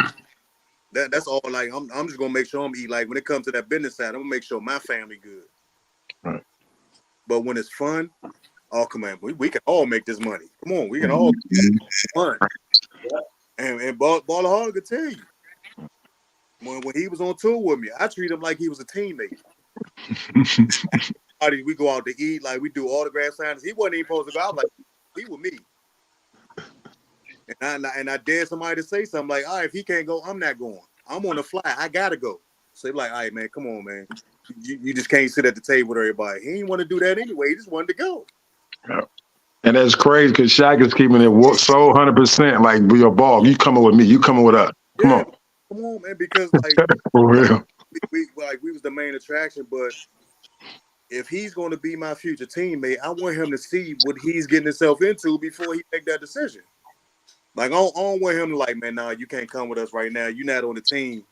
Right. Then when we get there, he see all the bullshit that we got to go through, but he already signed that. He got to deal with it for a whole year. Uh-huh. And that's what I did when I before I got on the team. I played against him. I was hanging out with him. Yeah. Just to see what was going on, like to see what they do, like what they did. I saw the autograph. I'm like, all right, cool. I can do all this. This ain't nothing. So it was easy for me to sign because I already knew what I was getting myself into. Right. And I'm doing the same thing with Ty. Like while we out, like like me, Ballaholic, the pharmacist, like Shane the dribbling machine is with us now. But like I told Ty, like we gonna put everybody in the gym. You got to give them a reason to stay. Yep. Like it's your job to keep them in there. Mm-hmm. Basically, they gonna show up to get autographs from us. They gonna sit and watch the whole game to get autographs afterwards, autographs and pictures afterwards with us. But when the game over, I want them to walk past me and walk the time. I want them to walk past me. Like, man, I want a picture with him, not you. I already know you. I just want a picture with him. Like, and that's the purpose of this tour, this Legends tour too, Ty. It ain't just, it's about us for everyone to see us, like Shaq said, to sign. But as far as the hooping goes, like, you know what I mean? It's about you, man. What is the idea to help y'all as you continue to build funding for the players? One of the things too, sort of like what I do with players is when we talk about the NIL deal as an organization, the Admirals, each one of the Baby Shaq, each one of them have merchandise that would be coming from the organization, which they would be receiving a percentage. Right. So now they're getting paid on top of that, on top of the fact that they're getting paid, as a player, everything. So it's one of those things where what happens, and I remember Ballaholic sharing this story. He's finding out his name likeness is being used elsewhere. He never received any kickback. Right. So as an organization, that's what we have. We're saying, and I teach them and say, hey, players like Ballaholic, we're gonna make sure you have Ballaholic, his logo, his brand, and you're going to eat off of that. Then we're going to have Admirals / Ballaholic merchandise, this and that. You're going to get some more money off of that, and the fact that you are on tour with us, we got to pay you for that. So when you think about that and set up that same format for your local team, for the guys that's in the community that's playing for you, like I said, you got the ticket sales, you got the sponsorships, you got the NIL deal with the patches, you got the NIL deal with the fact that they're selling their name. You know what I mean? That's what's going to drive a player to be like, man, it's my own business. I'm a product. So the more that I put in work, I get paid from it. You know what I mean? It's not just the ownership getting paid and then they may throw me a couple of crumbs or something, but it's saying, no, we're really in this together. So that's, this is one of the things as we sit down behind the scenes and we just constantly talk and work it out, saying, these are things that I know that works. These are things that we're implementing right now, and Ballaholic, I tell you, I'm like, hey, here's logo, here's this and that. And I know when we go on tour, your stuff is going to sell out. You know, everybody's gonna want to get a Ballaholic this and a Baby Shack this and well, Baby Shack's gonna have his original brand and he's gonna have an Admiral brand, so he's gonna get paid on top. So it's just looking at that and saying this is how it should work or how it's gonna work, and this is what's gonna set a different tone on how you do it. So now you have Ty where he's saying, "Hey, I got more than enough to take care of my kids. I'm okay. Mhm. I can go out here and do what I do, and I can be home in the States. I can be at, Warthogs, and I'm getting it in until I go overseas. If I even want to go overseas, because I'm getting what I need to do to take care of my home here. Mhm. So that's the bigger vision on what we're building together. And these are the things that we're going to help, not want. We're going to help you in putting these things in place, because when you start talking about long term, these are the things that, when they say, okay, what are some of the things that you did to get you to this place? These are some of the things that I've done. You know what I mean? I helped create other brands for players, and here, take the money. I don't care. You know what I mean? Because I'm sewing back into them, and that's what motivates them to keep going. I may not be able to give you a whole lot right now because I'm growing with you, but I'm gonna give you all that I can. And so that's what your heart is, what I'm seeing, and just listening to, you reaching out not only to me, but Baby Shaq, just everybody around you, just saying, hey, how can I continue to give a young player like Ty and those who are younger, even the kids, the community, how can we give them hope again? How can we show them in the industry of basketball? Because everybody's not going to be a professional player. That's the bit. Everybody don't have that. It's a number game, it's the politics, all that. But the business itself, it's so many ways to make money and make a living in it. And so we'll be able to show them those opportunities, because, like I said, those players, we're going to go overseas and we're going to do camps. We're going to do certain things that you're going to be doing at your, at home. And those are some of the youth programs. When you do AAU and developmental system, which I want to help you all to build. Now those players can be coaches. They can be trainers.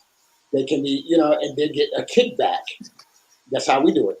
Okay, I'm going to pay you X amount of dollars. Come in and do this and that. Cool. All right, now I got my own. Now I'm build up clientele. Let me do this and that. Now you got a whole organization, and all you have to do is oversee it and make sure everything is good instead of trying to hurry up. Let me run. Let me do this. Let me do that. And you have like maybe a Baby Shack that everybody have their own area of the business to make sure it's ran. So these are the things that we're going to help with, because that's one of the things. Like I said, we're a mentor organization. We mentor business coaches, players, so all kind of things like that. We bring them on and we help them, and that's what we're going to do. Is just continue to add to what you already have going on. You know what I mean, and let you know. Well, that may not work just based off of numbers or statistics or whatever it may be. So you're not just, as we say, wasting money and wasting time. Because as an owner, this is one owner to another owner. We understand. We're trying to reach what's going to work, what's going to work. Let me take a chance on this. Let me take a chance on that. And if it don't pan out, then we're like, okay, well, that money or whatever may be gone. Now I got to figure this out. I got to do this and that. So we're going to help you to eliminate some of the pitfalls. You know what I mean? That happens. So, I'm bad. So those are the things like what we are here for. That's a part of our partnership. Is just helping you all to really make a major change in your community. You know what I mean? On every level. So the blueprint that we have out here in Kitsap, I'm gonna share it with you and say, okay, what works, what may not work. Yeah, I know each area is different, but there's just some things that once you get the foundation across the board, it's integrity. You know what I mean? You build an organization with integrity, which you sound like you're doing. That's that foundation that has allowed me to still be here a decade, over a decade. It's integrity. Just like, man, if I'm gonna do what I can, I'm gonna keep my word. I'm gonna do. I didn't always see that kickback right away, like you said. I felt that same thing. I'm ready to hang it. I'm waving the flag. I'm done. I'm quit. So yes, sir. We will be there for you, and you and I will talk on the back end, and I'm gonna help you all that I can from our owner and supporter on the backside too. really push your vision and make it the vision that you have for your organization. So, man, here it is. What time is it? Oh, it's early. You know what, Ball? I'm so used to doing podcasts at like 8, 9 o'clock. Yeah, I know. We used to doing like an hour. Yeah, I know. Yeah, it's You know, every now and then we get it like this where we can go 2 hours. But I'd be like, man, it's 6 o'clock. I think it's going to 6 o'clock over there with you all. Right? Do something. So yeah, well, we're gonna do a follow up because Ball Holly, we always got to do a follow up. So y'all gonna see more podcasts, just updates. So that's another part of what we're doing. We are doing documentary. We're doing shows. So we're recording a lot of things so y'all can see everything. So this is gonna be just an episode just on you all. We're just focusing on what it looks like and just building the brand. And just helping y'all. So we will do more interviews or podcasts. Y'all will see a lot more of the Warthogs on Streetball to Pro. Because like I said, we are a platform to market and promote. And so they want to have partners. So a lot of stuff we're going to be promoting for them. And we just have to set up another time. I'm trying to think. Well, we're going to have to do another one after they come back, Ball Holly. After we do the little tour. We want to hear get their take on it, and what's next move. Oh man, no, that might go for shoot. I might just we're gonna do the podcast like while we out. Like we Yeah. not wait till it's over. No, we will. No, right, I'm yeah. on live, all that. I'm doing everything. All Yeah, that. you're right. They gonna know what's going on. You're right, and y'all gonna follow out.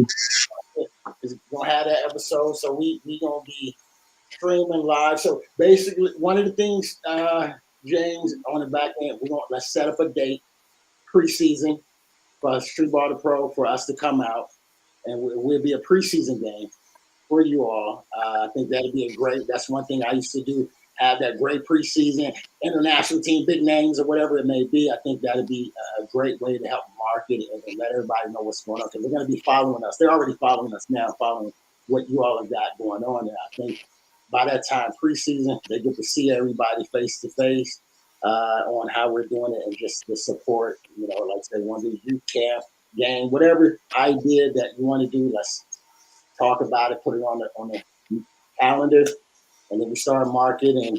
Streetball Pro will be in Maryland, as we told y'all before. We will be in Maryland, Hagerstown. They coming, so y'all got to stay with us. Y'all got to keep watching. Definitely. And hold up, do I got to play? I guess it depends. What team are you playing for would be the question. That's why I'd rather not play. Yeah, so I'm gonna sit and watch. That way I can just be a fan. I can be a fan. I ain't got to choose a side. I still got to live here. But I still got to hit the road with these guys and make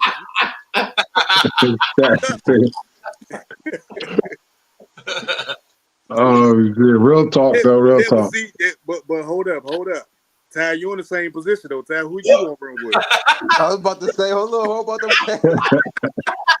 I was waiting for the answer when you asked. Nah, you know. I gave him my answer. We're gonna have to see. We're gonna have to see. I don't know. See, but the whole thing though, Ty. Hey, but Ty, the whole thing, I'm 44. You got 20 years less on me, so you gotta play. You just gotta choose a side. I don't have to play. No, I was about to say I got to. Dang. Facts. At that point, I have to play. Right. But now, if Ty, who are you playing for? We're gonna have to see. We're gonna have to see that. We're gonna have to see that Admirals lineup. We're gonna have to see that lineup. We got to see that lineup. But now I'm like, I play though. Like I don't have to play. That's gonna be the mystery now. That's gonna be the mystery. I ain't got to play with Hagerstown. They're gonna have enough. Like they're gonna have more than enough, especially after this combine. They definitely gonna have more than enough. So we'll make sure of that. Oh man, My decision is a mystery. when you get here, Warthogs, I'm gonna let you shake hands with the little nigga I was talking about. Excuse my language, Jay, but I'm gonna let you meet him so you can see the whole story of why he got cut. I tell you, hey, Warthog, my daughter is taller than him. Oh wow! Damn. My daughter's Like taller. that. Oh yeah. But when like I'm gonna tell like before you meet him, say remember everything I told you, and then when you see him, you be like, damn, for real, like him, he was barking like that. Then you gonna understand why everything happened. I'm gonna be like, Shaq, you was right, bro. You was right. But now he off the court, great dude, man, great dad to his daughter, man. Like he's a good dude. But when he get inside the lines, he think he's everybody putting one. And that be the point that be killing me about these players, because I don't claim to be the best player ever. Like I claim like I'm me. Like that's the only thing I can talk about is me. And when I come across somebody like game recognized game, when I come across somebody, like yeah, he can hoop. Yep. And I told you that's how man time met. Like man, he can hoop. Like I'm the oldest in the gym. Nobody his age could stop. I'm like, damn, I gotta check him. But it's literally like I had to stop the bleeding. I had to put the Band-Aid on the team. I had to stop the bleeding because he was. I like that. I pushing him around. I couldn't stop. I slowed him up. Like I let him. Like you gonna have to hit this brick wall a couple times before you go around it. Skinny arms was rocking. My skinny arms be rocking at the end, matching up with Shaq. That's all. I can't wait to get. You said One Life, James. I can't wait to get a One Life.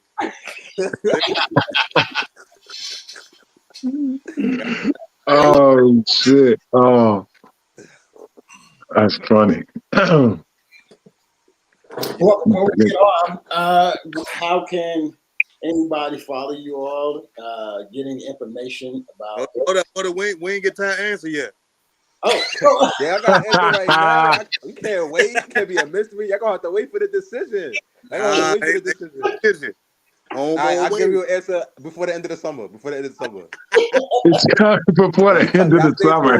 Y'all stay tuned. Like 3-4 more podcasts. Y'all stay tuned. But the whole thing, Ty, you're not gonna be here at the end of the summer. Because once they see you play, you're gonna be out of here. So we need that answer now. So how I'm gonna play then when the game starts? We just need to know who you're gonna play for. Yeah. That's it. When the game start. Maybe me and the ambassador be like the captains of the team, and we both start picking. We'll rock. Y'all should do that. That's fair. That's fair. Let's do it that way. Let's do it fair. Hey, but it's still Admirals against the Warthogs though. So with jersey you go put on, Ty. that part, right? Try to duck this question. Man, and y'all coming to Hagerstown? Yes. Oh yeah, I probably put on Warthog jersey. Oh, sure. What? Y'all gonna have to get it. Y'all gonna have to get it. Y'all coming to town? Oh yeah. Oh yeah. I put on for the town. You gotta put on for the town. Got to. Y'all coming? Yeah, we coming. We go to the different countries. Admirals all the way. We coming to Hagerstown, throwing out Warthog jersey. Yes, you have to be on the home team. Staying neutral. I'm wearing my own stuff. I'll be sitting in the stands wearing my own stuff. Oh shit! Oh. That's gonna be a good one. Oh yeah. I'm rooting for the referees that game. I may be better than the regular season games. Yeah. I think you're gonna have be better than the regular season games. Maybe Shaq, you're gonna have to coach. Oh, that's funny.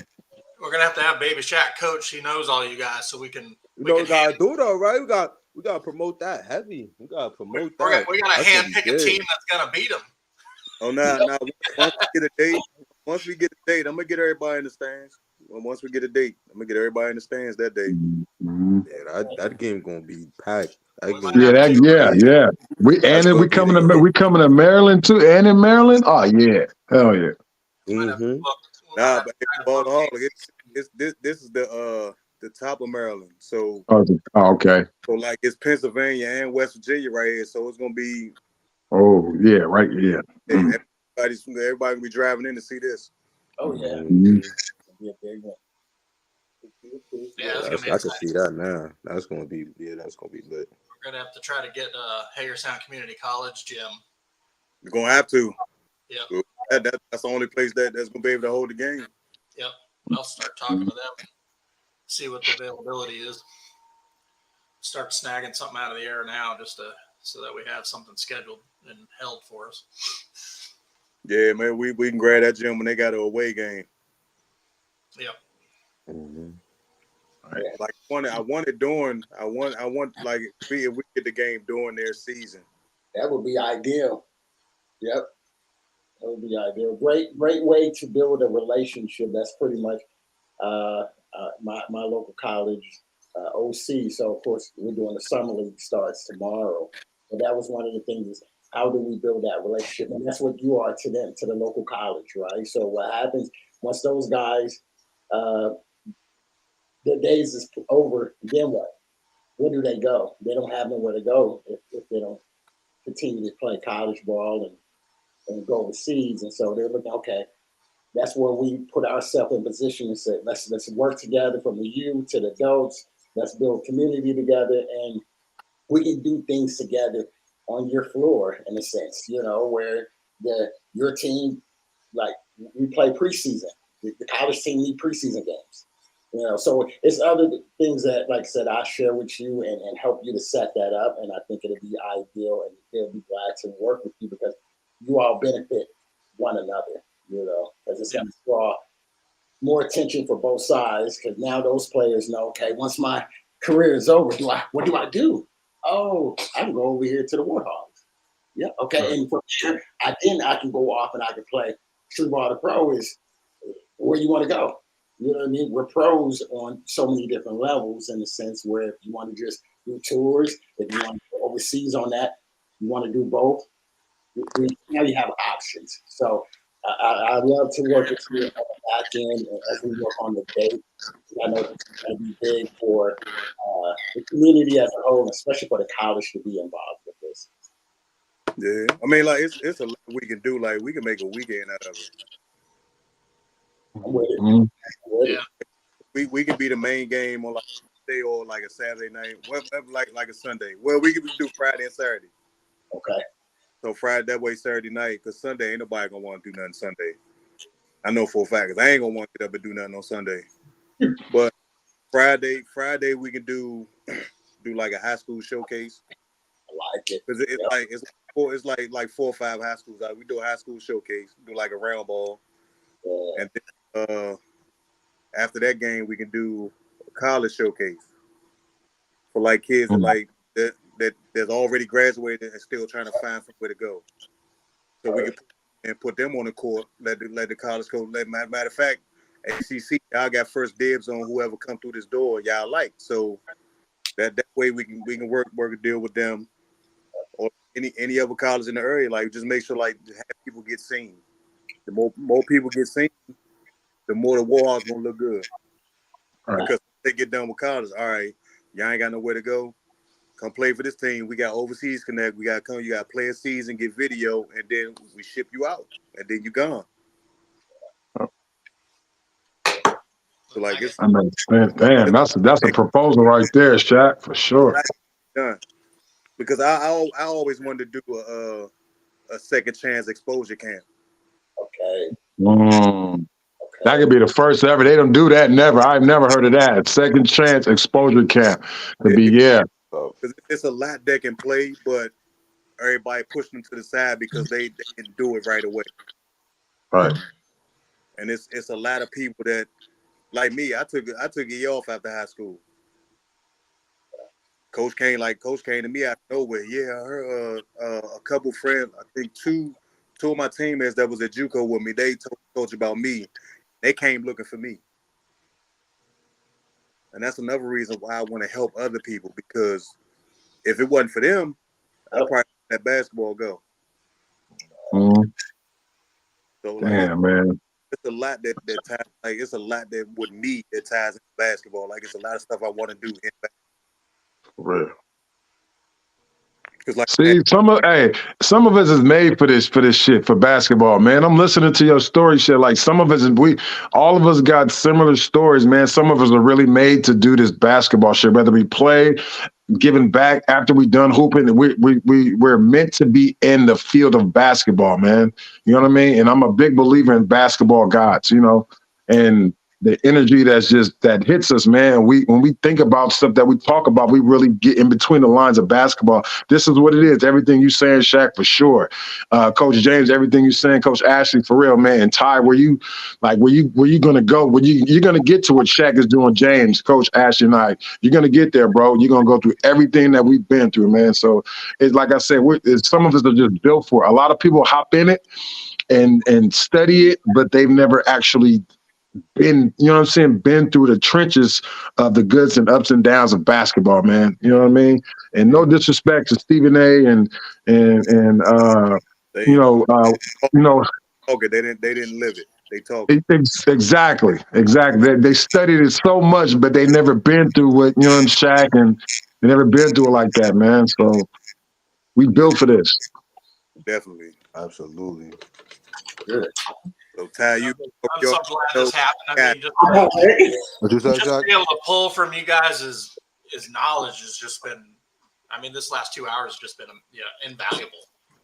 You guys have so much to offer, and I'm just so glad to have you guys on my side. I appreciate it. You guys lived it. You know how to make a good product, and you know, working together, I think we can do some really good things. Oh yeah. Hopefully impact a lot of lives. You know, that's what I want to do.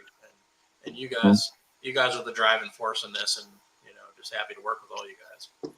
That's it.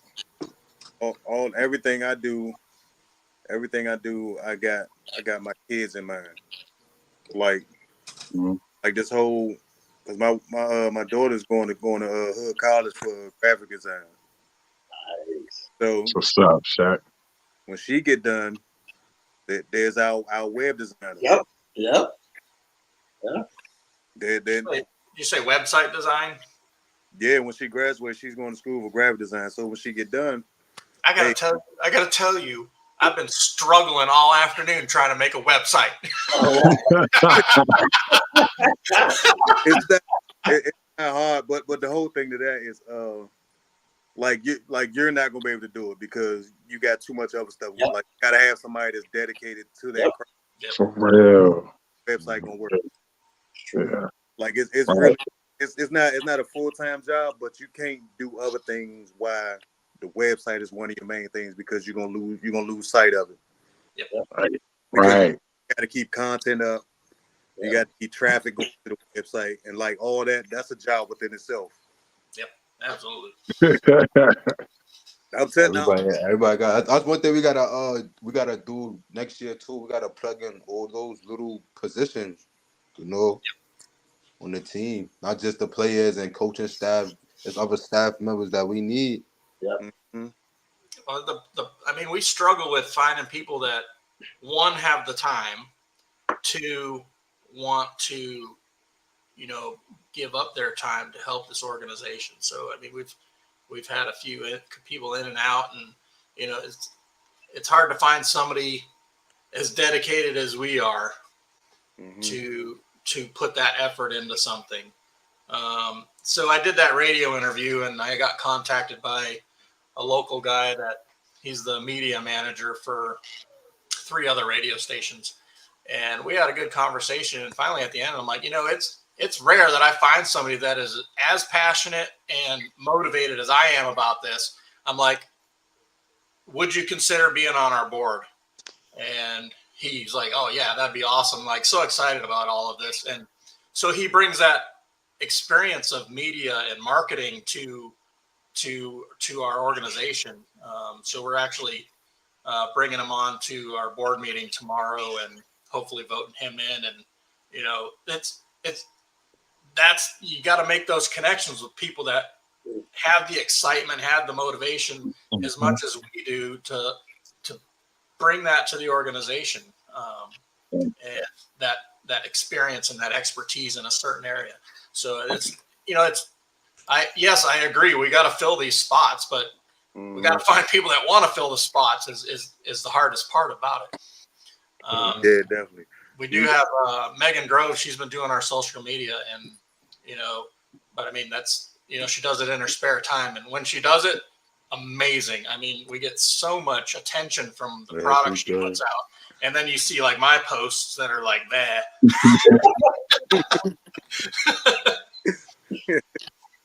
Oh man. But yeah, we got a lot of attention from just the product she puts out. She did an amazing job, and I'm hoping she comes back and continues. Yeah, but it's all gonna come together, James. It is. It's all gonna come together, and Ty gonna catapult Hagerstown into a whole nother platform. So I would say, Absolutely. We might have Coach Stubbs coming on here. Oh, Just watch. It's gonna be a process, though. A watch. We're gonna get there. Oh yeah, definitely. definitely. But What the I goal think is you first, Ty. The goal is you first.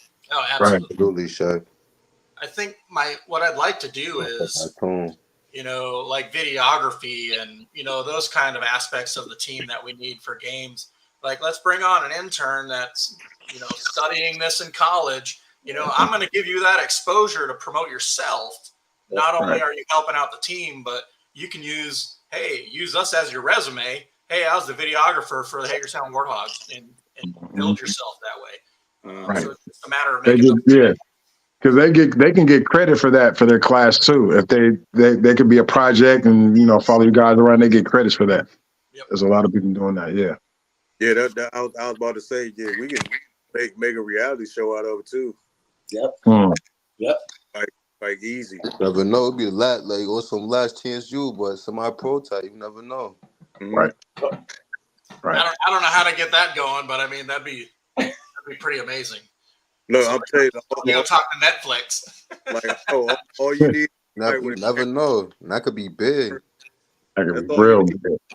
One camera and one person that's willing to follow one person around for a whole day. That's all day. Yep. Yep. Like from the time they wake up to the time they go to bed. Yep. A routine. Not no fake routine, but the routine you go through. Like if like time, I'm not even gonna bullshit you, even if it's like you take part, like you go out front, take time to yourself, smoke a little bit. But that's just you. That's like me. Everything going in there.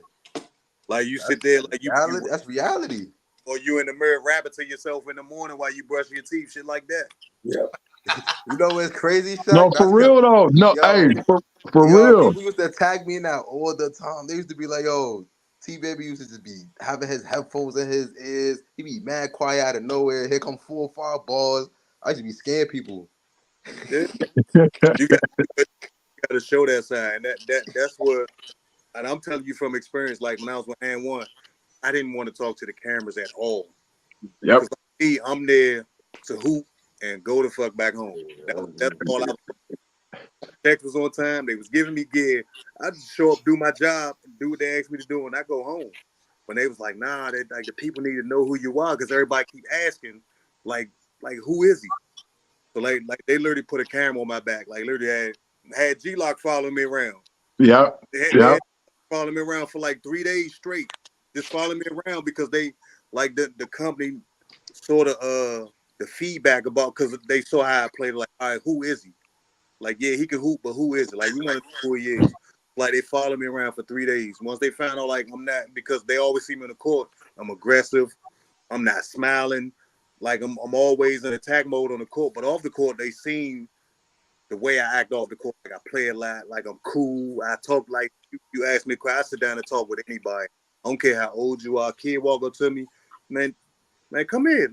come here. You want me signing? All right, cool. Like, what you doing for the rest of the day? Like, if we going to the same place, come on, you can go with me. I can get you in faster. Come on. We can get through this door fast together. So like that, like once they see your father's side, like you're rapping, like everything, your passion, like your kids, your rapping. Once they see that, a lot gonna come with it. Yeah, well, yeah. You already got rappers, like you already got rappers that's that's with you, but once they see you can really go, like producers gonna start reaching out. Damn, the rappers, the producers, that's where the money at, the producers. Right. When they reaching out, they can start throwing you on mixtapes. Once they put you on mixtapes, all right, now you're gonna go viral on YouTube for hooping. Like, man, he can hoop. They be like, man, he like Pee Wee Kirkland. He can rap. That's a fact. Right. Now and added to that, now you're doing your own highlights for your own rap video. You feel me?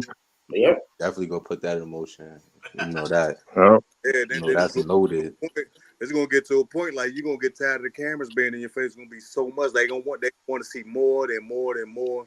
Then you're gonna have episodes, like a whole episode just be about you. Yep. And this everything like Paul Holler had an episode. He wasn't even on the team. I wasn't even on the team. I got a phone for real though. I was just watching them episodes too. I ain't gonna lie. I don't know which episode it was, Shock, but it was the one when you was on the I think you was talking to Escalade, right? And it hit that shit hit, excuse my language, that shit hit home because you was like, I think it was on a topic where y'all was talking about hot sauce, and you was like, man, if he don't go out there and at least try, I can't back him up. Yeah, I can't. You feel me? That hit home. Like, I'm like, yeah, that's Baby Shaq right there. That's Baby Shaq right there. Because he gonna always go to war for you, but you gotta be willing to go to war for yourself. And that's my whole point. That's why they was like, man, who you gonna take, Hot Sauce or Professor with you? I'm taking Professor because he don't care. He just go hoop. Go hoop. Like I don't care the outcome. Don't be scared. I don't care the outcome. Don't be scared. Like when you step on the court and you do what you gotta do, and it ain't working out. All right, I got your back. Let's come on. We got this. It's us now. They want to see you. When they see you, now it's us. Right, for real though, and I'm gonna add on to that. We was in Chicago, and Hot Sauce was scared. Sauce was scared in Chicago. That man was scared. Chicago. Who was on this? That's when I forgot who was on Chicago. On our team, we had who was on our team? Who was in Chicago? Damn, some dude named Water. It was him. Yeah, it was Water. Some other. I forgot. Like Chicago, like every time we hit Chicago, it's real basketball. No matter what, every time we hit Chicago, real basketball. So Hot Sauce get into it with a guard that's mine. Mm-hmm. The dude stopped like Saul's playing defense and everything. I'm sitting back and I'm watching. I'm like, all right, like he trying. And like when the dude scored him, like I think he scored like 3 straight on him. Dude turned around and started talking trash to him. I was like, Saul, don't even worry about it. I got him. Cause like you tried, like just give me something. Like when he battled with him, then it didn't work. All right, I got him because he was my size. I got him. Don't even worry about it. Put Saul with somebody smaller because they look at Saul like he a god, like he can match up with everybody. He can't match up with every god. Like I know that, he know that, but just try. Like go at him. Like let's know you did. Once you do that, and it goes south. All right, you go get him. I get him. Yeah. He didn't know how to perform when he got embarrassed. Like he didn't know how to react to him getting embarrassed. Even when we was at the Garden, when Farm took his jersey off, he didn't even know how to react to that. It was just like give me the ball. Like nigga, you just got your jersey took off by Farm. What you talking about? Yeah, get back in there. You know what I mean? Yeah. It was crazy just to see that, man, because he was like, I don't know. Like I could tell just how he was. Like a lot of guys liked him. He was a good, the talent was there, but it was kind of like a lot of it wasn't there. But then off the court, he kind of was not an asshole, but a little bit arrogant. You know what I mean? Like he thought, you know what I mean? Just a tiny bit. No, nigga was an asshole off the court. Like I'm not even going. I love him to death, but off the court, like he really thought he was beyond basketball. Which, as like you're supposed to feel like that about yourself, but at the same time, don't forget where you came from. Like you was one of them trying to get an autograph from an NBA player. You was one of them. That's why like when people ask me for an autograph, like I have no problem giving them an autograph because I know I was there. I was in that position. Matter of fact, I was never in a position to ask an NBA player for an autograph until I started playing basketball. Like till I started getting known, and I'm seeing everybody that I grew up watching. I'm running into them. They running up to me, shaking hands. Like they come up to me like, oh shit. Like when I saw Shaq, like when he turned around and bumped into, I was like, oh shit. Yeah. But I had to play it cool though because like the cameras, why I had to play it cool. But like me, I was fanboy all day, Ty. When I saw him, fanboy all day. That's how it be. It get like that. That's exactly how it be, though. That was my dream to meet him, and he turned around and bumped into me like, man, like why we chopped it up. I'm sitting the whole time in my head, like, I'm sitting right here talking to Shaq. Right. Like literally, like 9th grade, I got my name like Baby Shaq in 9th grade. Ever since then, I wanted to meet him. Got your chance. Meet him. I don't know what the hell to say. Right. That's crazy. I'm just smiling at yeah. He just embrace it. He could have said, "Yeah, we about to go rob this bank." All right, what time? Yeah. I'm with him. Oh shit! Oh, that's funny. I never pass up the time like the chance. Like somebody asks for autograph, they want to talk. Like kids, like it'll be kids. Like to this day, like they'll see me walking in the mall, they'll be pointing like, "Is that him? Is that him?" And my wife will be with me. She'll turn around, "Yeah, that's him. Go say something to him." Like that's how my wife. But that's how I am too. I'm like, look, man, stop looking at me like that. Just come say something. Right. They don't keep staring at me because now it's gonna look kind of weird. I'm thinking you trying to rob me or something because you staring. Right. Like if you come speak, all right, he ain't trying to do nothing. It's, he just ain't know how to approach me. But if you say hi, cool, like we can chop it up, but don't keep staring at me like you trying to rob me. Then it's gonna be a problem.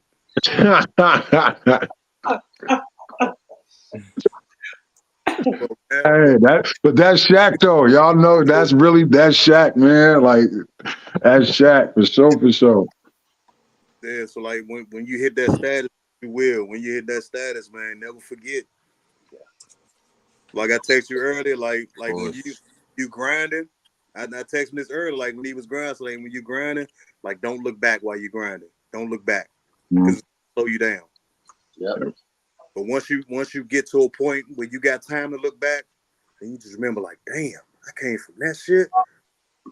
Like how the hell I make it out of that? Man. And then from there, that's your story. Like anybody asks me how you get here, then you sit back like, man, look, you ain't gonna believe this, but I'm about to tell you exactly how I got here. And that story is gonna push the next person that's coming up. And then T-Baby, looked up to T-Baby when I was growing up. That right there in itself going humble you. Absolutely. But like I still get DMs from people from overseas. Yeah, man, if it wasn't you, man, I don't know what I'd have did. Then they hit me back like a guy from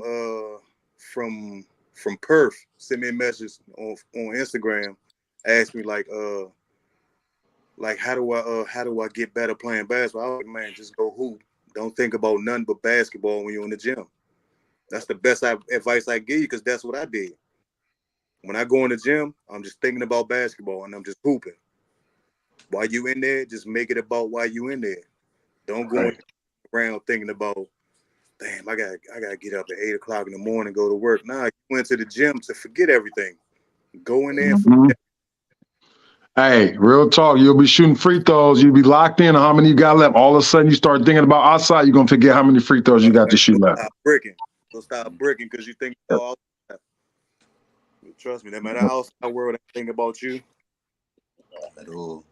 Only ones that's thinking about you 100,000% your kids. Yeah. Those are the only ones that's thinking about you. Yep. Relationship, yeah, they think about you sometimes, but your kids thinking about you all the time. Yep. I'm pretty sure when you gone, you get FaceTime phone call. Daddy, when you coming back? Hell yeah. When you coming back? They don't care when you leave. They want to know when you coming back. Hell, Right. everything. When you coming back, like don't leave and don't come back. Then it's gonna be a problem with them. That's why they say coming back when you coming back, because they know you got to leave when you coming back. I need to know when you coming back so I can be here. Right. And you know the homie's gonna be there. You lead a block, the homie's gonna be there. When you get back, the homie's gonna be on. They're gonna be there. They're gonna be on the same block. So that for sure, you ain't got nothing to worry about. Especially if they really rocking with you, they gonna support you. You feel me? If the homies on the block ain't, you know what I mean? Then it's like, all right, I know what it is. I don't know if they, turf hopping, they rock with me or rock with somebody else, but that ain't what you need around you. You know what I mean? But he know that he know who to deal with, man. Yeah. That's one thing I can say about him. Like he chooses friends wisely, man. Mm-hmm. Yeah, I don't do what everybody else do. I mean, I'm my own self. There you go. Stay humble, yep. I like that too. I like hanging around dudes who got their own. You know what I'm saying? Nah, I ain't rock. I'll chill with y'all later. I'm finna go. I gotta get some rest. I'm just chilling because I want to chill. I'll rock with y'all later. And the dudes I rock with, man, they got their own mindset, bro. Yeah. I don't like followers. I like followers. I did that with Ballaholic when he used to go over here. We about to go smoke. Man, I'll be right here when y'all get back. Hey, yeah. Because I know, like, I don't take part in that, but like I'm gonna be here when y'all get done. Though we can do whatever after y'all get done. I'm doing that. Hey, in Miami, I remember we in Miami. Like we go smoke. Peer pressure now. He be like, all right, cool. We be back about 10, 15 minutes. Yep. I'm gonna be back here in the lobby waiting.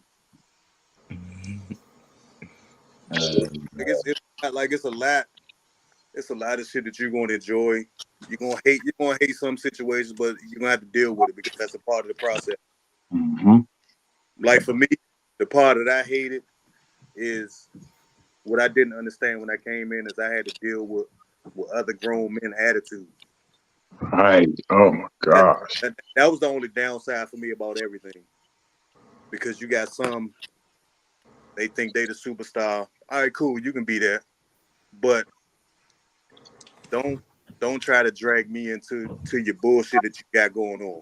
Like if that's what you go do that, and then when you get done, come back and we can do whatever. But don't take me to your bullshit because I don't want to be part of your bullshit. Right. If you cool, we cool. If we not cool, we teammates. We ain't got to do nothing after the game. As long as we locked in on the court, I don't give a damn what you do after the game.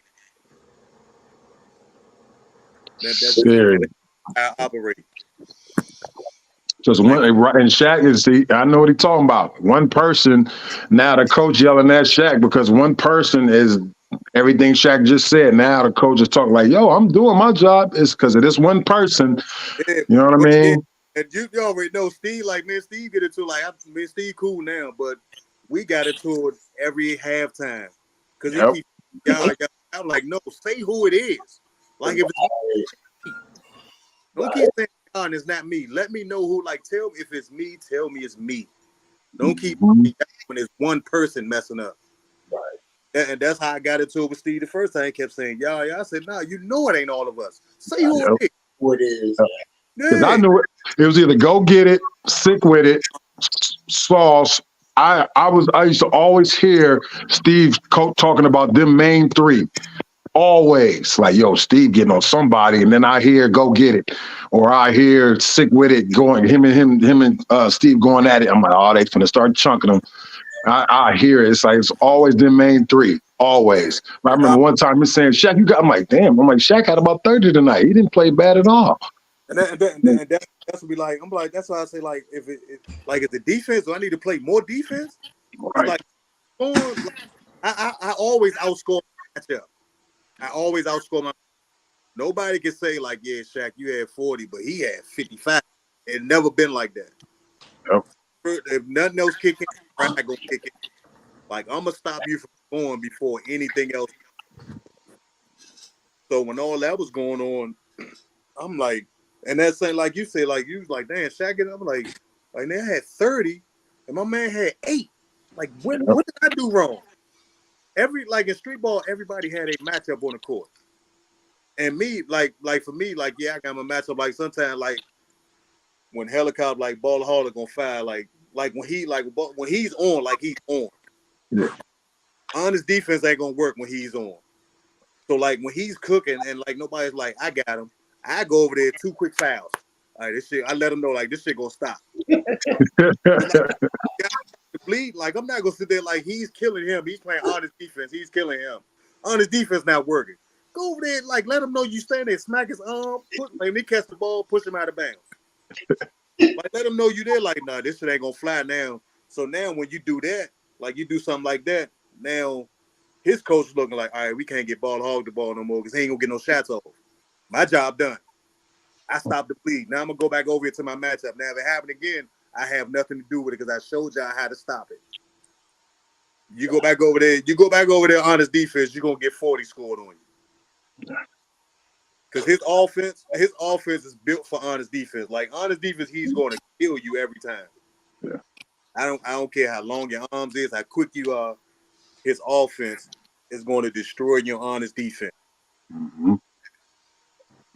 Yeah. So like Ty, like I just can't wait. I can't wait, Ty. I can't wait for you to see it, man.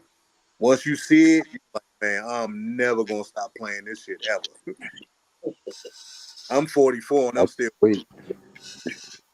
See, I'm right with Shaq, man. I am right with Shaq all the way, man. Right with him. Man, there gonna be no turning back. Go ahead. So I'm sure you have fun. That's me. I'm gonna make sure you have fun because I want you to see like it's not all business. Right. You have fun. You have fun on the court. It's gonna show. Everybody they be throwing money at you. Oh, I can't wait, bro. I can't wait. They gonna throw money at you. I'm living proof. Right. You supposed to hoop, they're gonna throw money at you. Mm-hmm. And then you be able to negotiate your own deals. That part. Mm-hmm. Yep. And then James and Ashley. the phone calls will go from, yeah, we're trying to get Tata over here. They be calling like, yeah, you think you can make this game today? Right. Are you home? Like when you coming back? We might could fly you out, get you out on the red eye. Like, yeah. You think you can get back on the plane tonight? We got a ticket for you. It's going to be like that. I'm telling you, like that. Yep. And that's why I was telling James and Sean, like I don't want to lose no players, but I'd rather lose them to opportunities. Yeah. Than to other like rival teams. Like I don't want to lose no players to other teams in the V League. I want to lose you, Mike, Devontae, Will, if he still want to play. Like it's a lot of y'all. My little cousin George, the big man that I brought in, that's my little cousin. Way bigger than me. My little cousin ball all way bigger than me though. Yeah. Play the same way I play. Damn. No. We never trained together. We played on one team together. That was this past weekend. We played a tournament, won a tournament in West Virginia. That's the only 2 times we played. Like we've been on the same team. One weekend, we played the exact same way. But that's crazy. I'd rather lose y'all to Disca Moscow, like all countries. Europe, like Italy, Spain. I'd rather lose y'all to them. Mm-hmm. Any team in Australia, the NBA, or any team over there, because they popping now. That's the new NBA. That's where everybody, all the pros, like if they get drafted, they go straight to Australia. The competition is the same. So I'd rather lose y'all to teams like that overseas, anywhere overseas, or in like where it ain't gonna be no more G League. They about to cut that off. But if they were still up and running, like I'd rather lose y'all to them. Absolutely. That would be the next one under the G League, I guess. Would be the TBL. They moving their way up. Yeah. Yeah, it is. And then they got that Super League too. Yeah. I think that I got an invite for that. That's coming up in Vegas on the 18th. But of course, I declined. I'm cool. Yeah, July. But yeah. That's see that though, coming up. and Ballaholic up in age like I am, and they still calling them. Yep. Yeah. Like it's to the point now, the quality of basketball is dying out, it's fizzling out. Mm. So like once you get up in age, like when you start hitting 30, 31 times, like you're gonna think like you too old, but they still gonna be calling you. Right. Because they know, like they call you, they know what they getting. Just like when they call Ballaholic, they know what they getting. That's why they call him. Like, all right, we need a 2, 1/2 that can score and run the floor. All right, I got the person. He on the West Coast. It's easy. It's easy. Just like like they was like, yeah, we like what kind of player Ty is? I said he like a 6'3", 6'4" wingman that can defend. They Coach Ash was like, man, that's perfect. We need that. That's perfect. Now, man, if I'd have told him, yeah, he 4'5", and dribble a little bit, take bad shots. Why are we even talking about him? Right. Oh shit! I'm just telling you, like I'm giving you good examples. Like how calls work. Yep. Cause like I always get calls. Yeah, you know any big man. Matter of fact, Stubbs. That's how my little cousin got on the wall. Stubbs like, man, we need a big. And my little cousin be in the gym with me every week. That's really like twice a week, Thursday and Sunday. Like, you want him to play? I'll tell him. Right. And I hit him. I was like, man. Matter of fact, James, that's how I ended up on the coaching staff because he wasn't gonna play unless I was playing or I was there. So I was like, is that George? Yeah. George. So I was like, all right, yeah, George. Yeah, I was like, if you play, I coach. He was like, all right, cool, I'm there. And he was there the next practice and the very next game. He was there. Does he come back? Does he come back next season? Yeah, he gonna come back. Yeah, he gonna come back. But like for him, once he started playing, he wants to keep playing.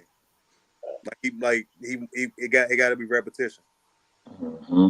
It's not repetition. I'm the same way. Like if I'm not guaranteed a game every weekend, like the schedule's every Saturday, we got game unless it's a bye week. I want to play every Saturday. Every Saturday, I should be playing.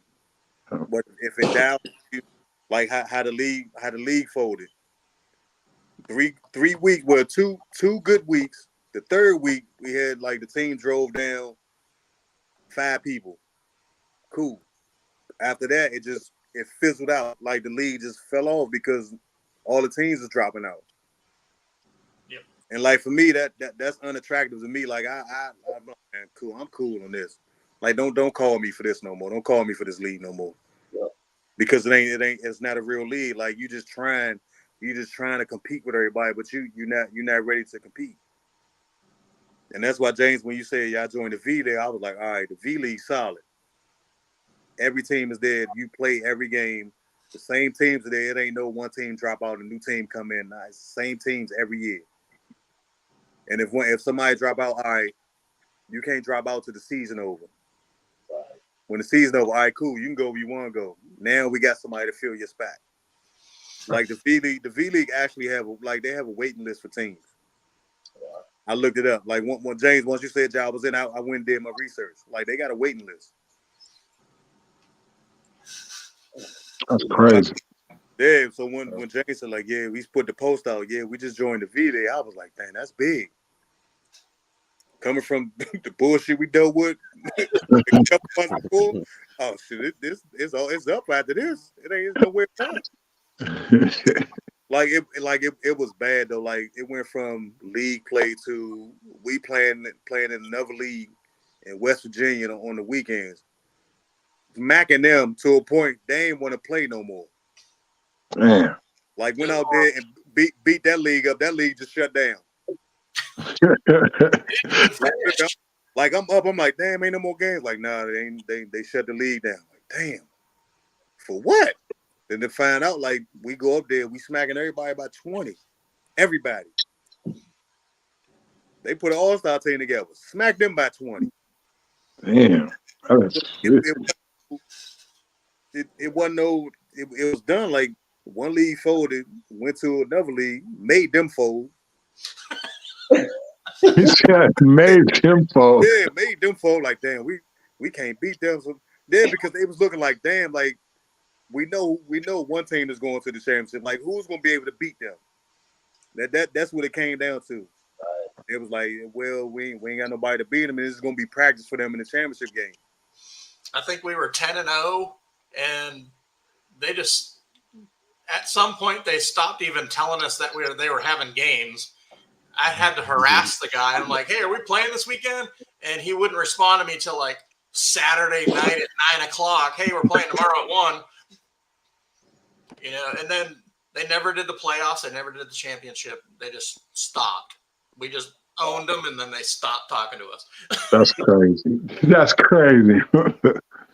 They stopped because y'all kept smacking them. It's like, hey, y'all, we're only going to win by 10 today. Let's win by 10 a day so we can keep this league going.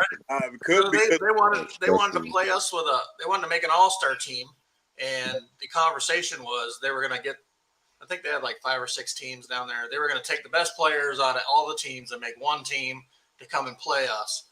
And we showed up. It was their whole roster on this team was nobody that we'd been playing.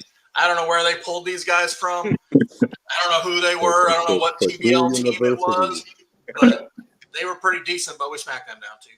Yeah, I mean, Oh, man. They went to Purdue and got a whole bunch of shooters. Yeah, like the over under was 20 and up. That was the over and under 20. How much the other team was gonna lose by. Like the shit. That's funny. Oh shit. This is definitely good talk, fellas. This is a good conversation. I'm having fun. But it's a lot. Like I said, like when we get out to Seattle, man, it's going. Like we definitely got to sit down, have dinner, and just talk about all this. Man. I'm bringing the iPad, man. I got some shit to show y'all. I'm bringing the iPad. Yeah. Oh yeah, actually, I designed uniforms too. So. Oh, Yeah. Look. Oh yeah. We definitely gonna be talking. You know. Definitely, I do some eye-catching designs for uniforms. Yep. Right. And hopefully by then I'll have a new phone. By then. I'm sick of you, damn flip. Me too. That goddamn flip phone, man. Yeah, Jay, he got what's today? He good. 3 minutes on the weekends.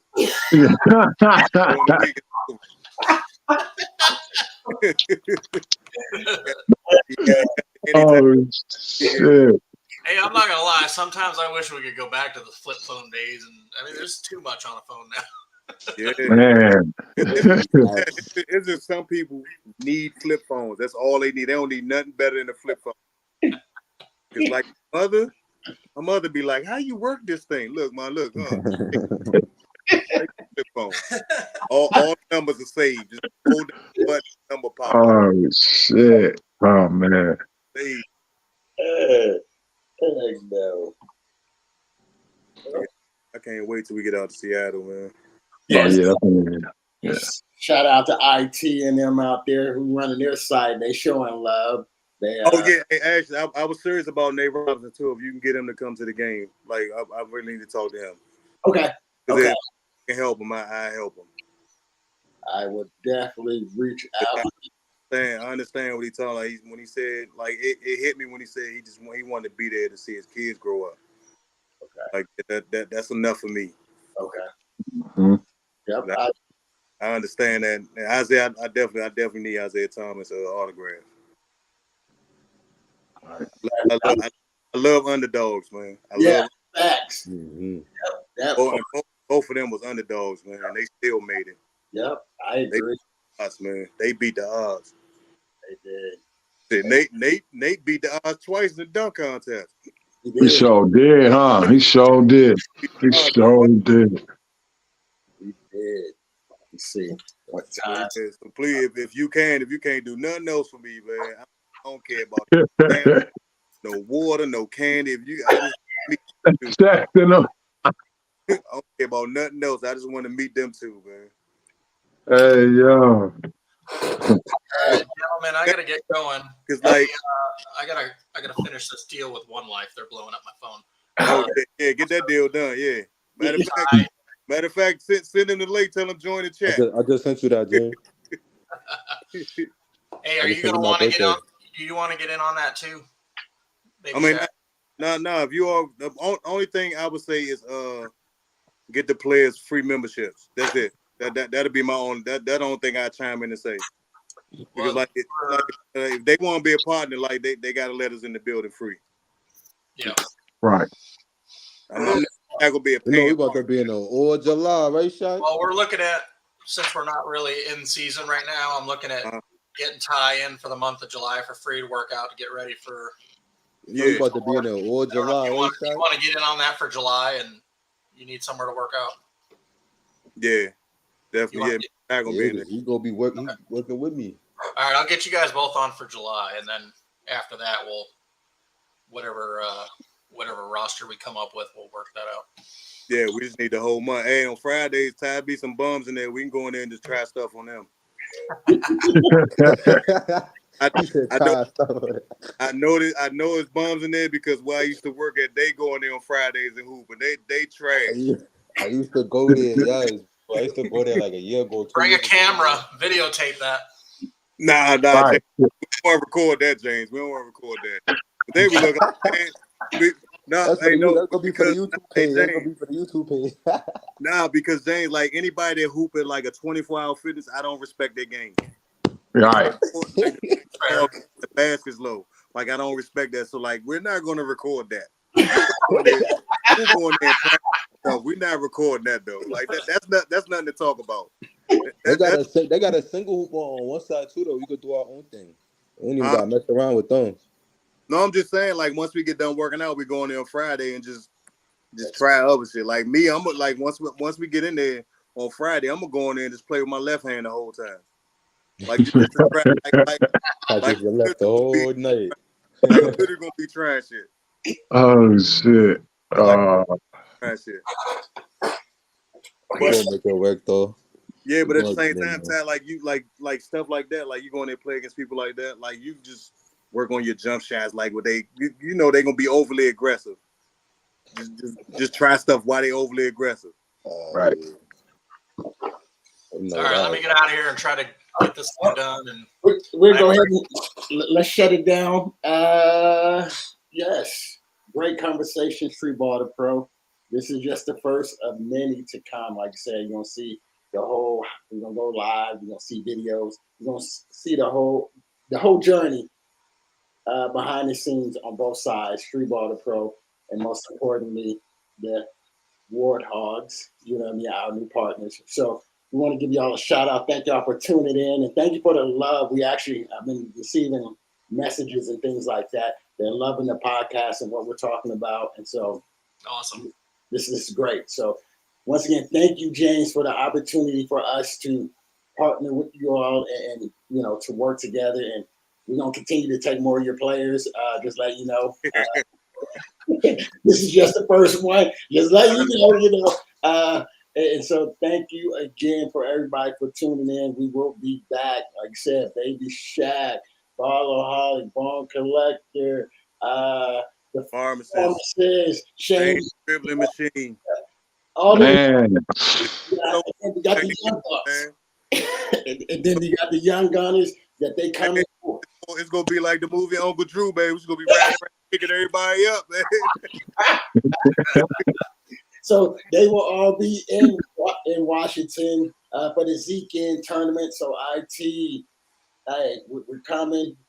Man, I want to meet you. I don't know if you're watching that. Somebody tag them, like I said. I'm gonna cut up a clip just for them. Dave Robinson. I definitely want to meet you so we can chop it up. See if any way I can help. Ashley, if you don't get there, it's a deal breaker for me. I ain't signing nothing. I need to meet one or two or both of them. Got you. I'm on it. Yo, Shaq is full. Hey, Robinson, baby Shaq. hey, ball all. I'm gonna be on a game-to-game deal if you don't make that happen. Oh, I got it, boy. I am on. Hey, you definitely got to get on it now, Coach. Throw them glasses and bring out that pen, Coach. I Hey. gotta hit the glasses in it. I'm going to make it happen. They call me the ambassador. Put the glasses on at the tip of your nose and get to work. I put it on. Yep, right there. Yep, right there. Oh, Yeah. shit. All right, hey, we're gonna let y'all Appreciate go. it, man. This is Coach mad Ed. All love. right, y'all. Appreciate y'all, man. And Thank you Ball, very you know much, it's all guys. I love. appreciate it. You know it's all love, Shaq. All love, baby. All right. Appreciate y'all. All right, All y'all. right.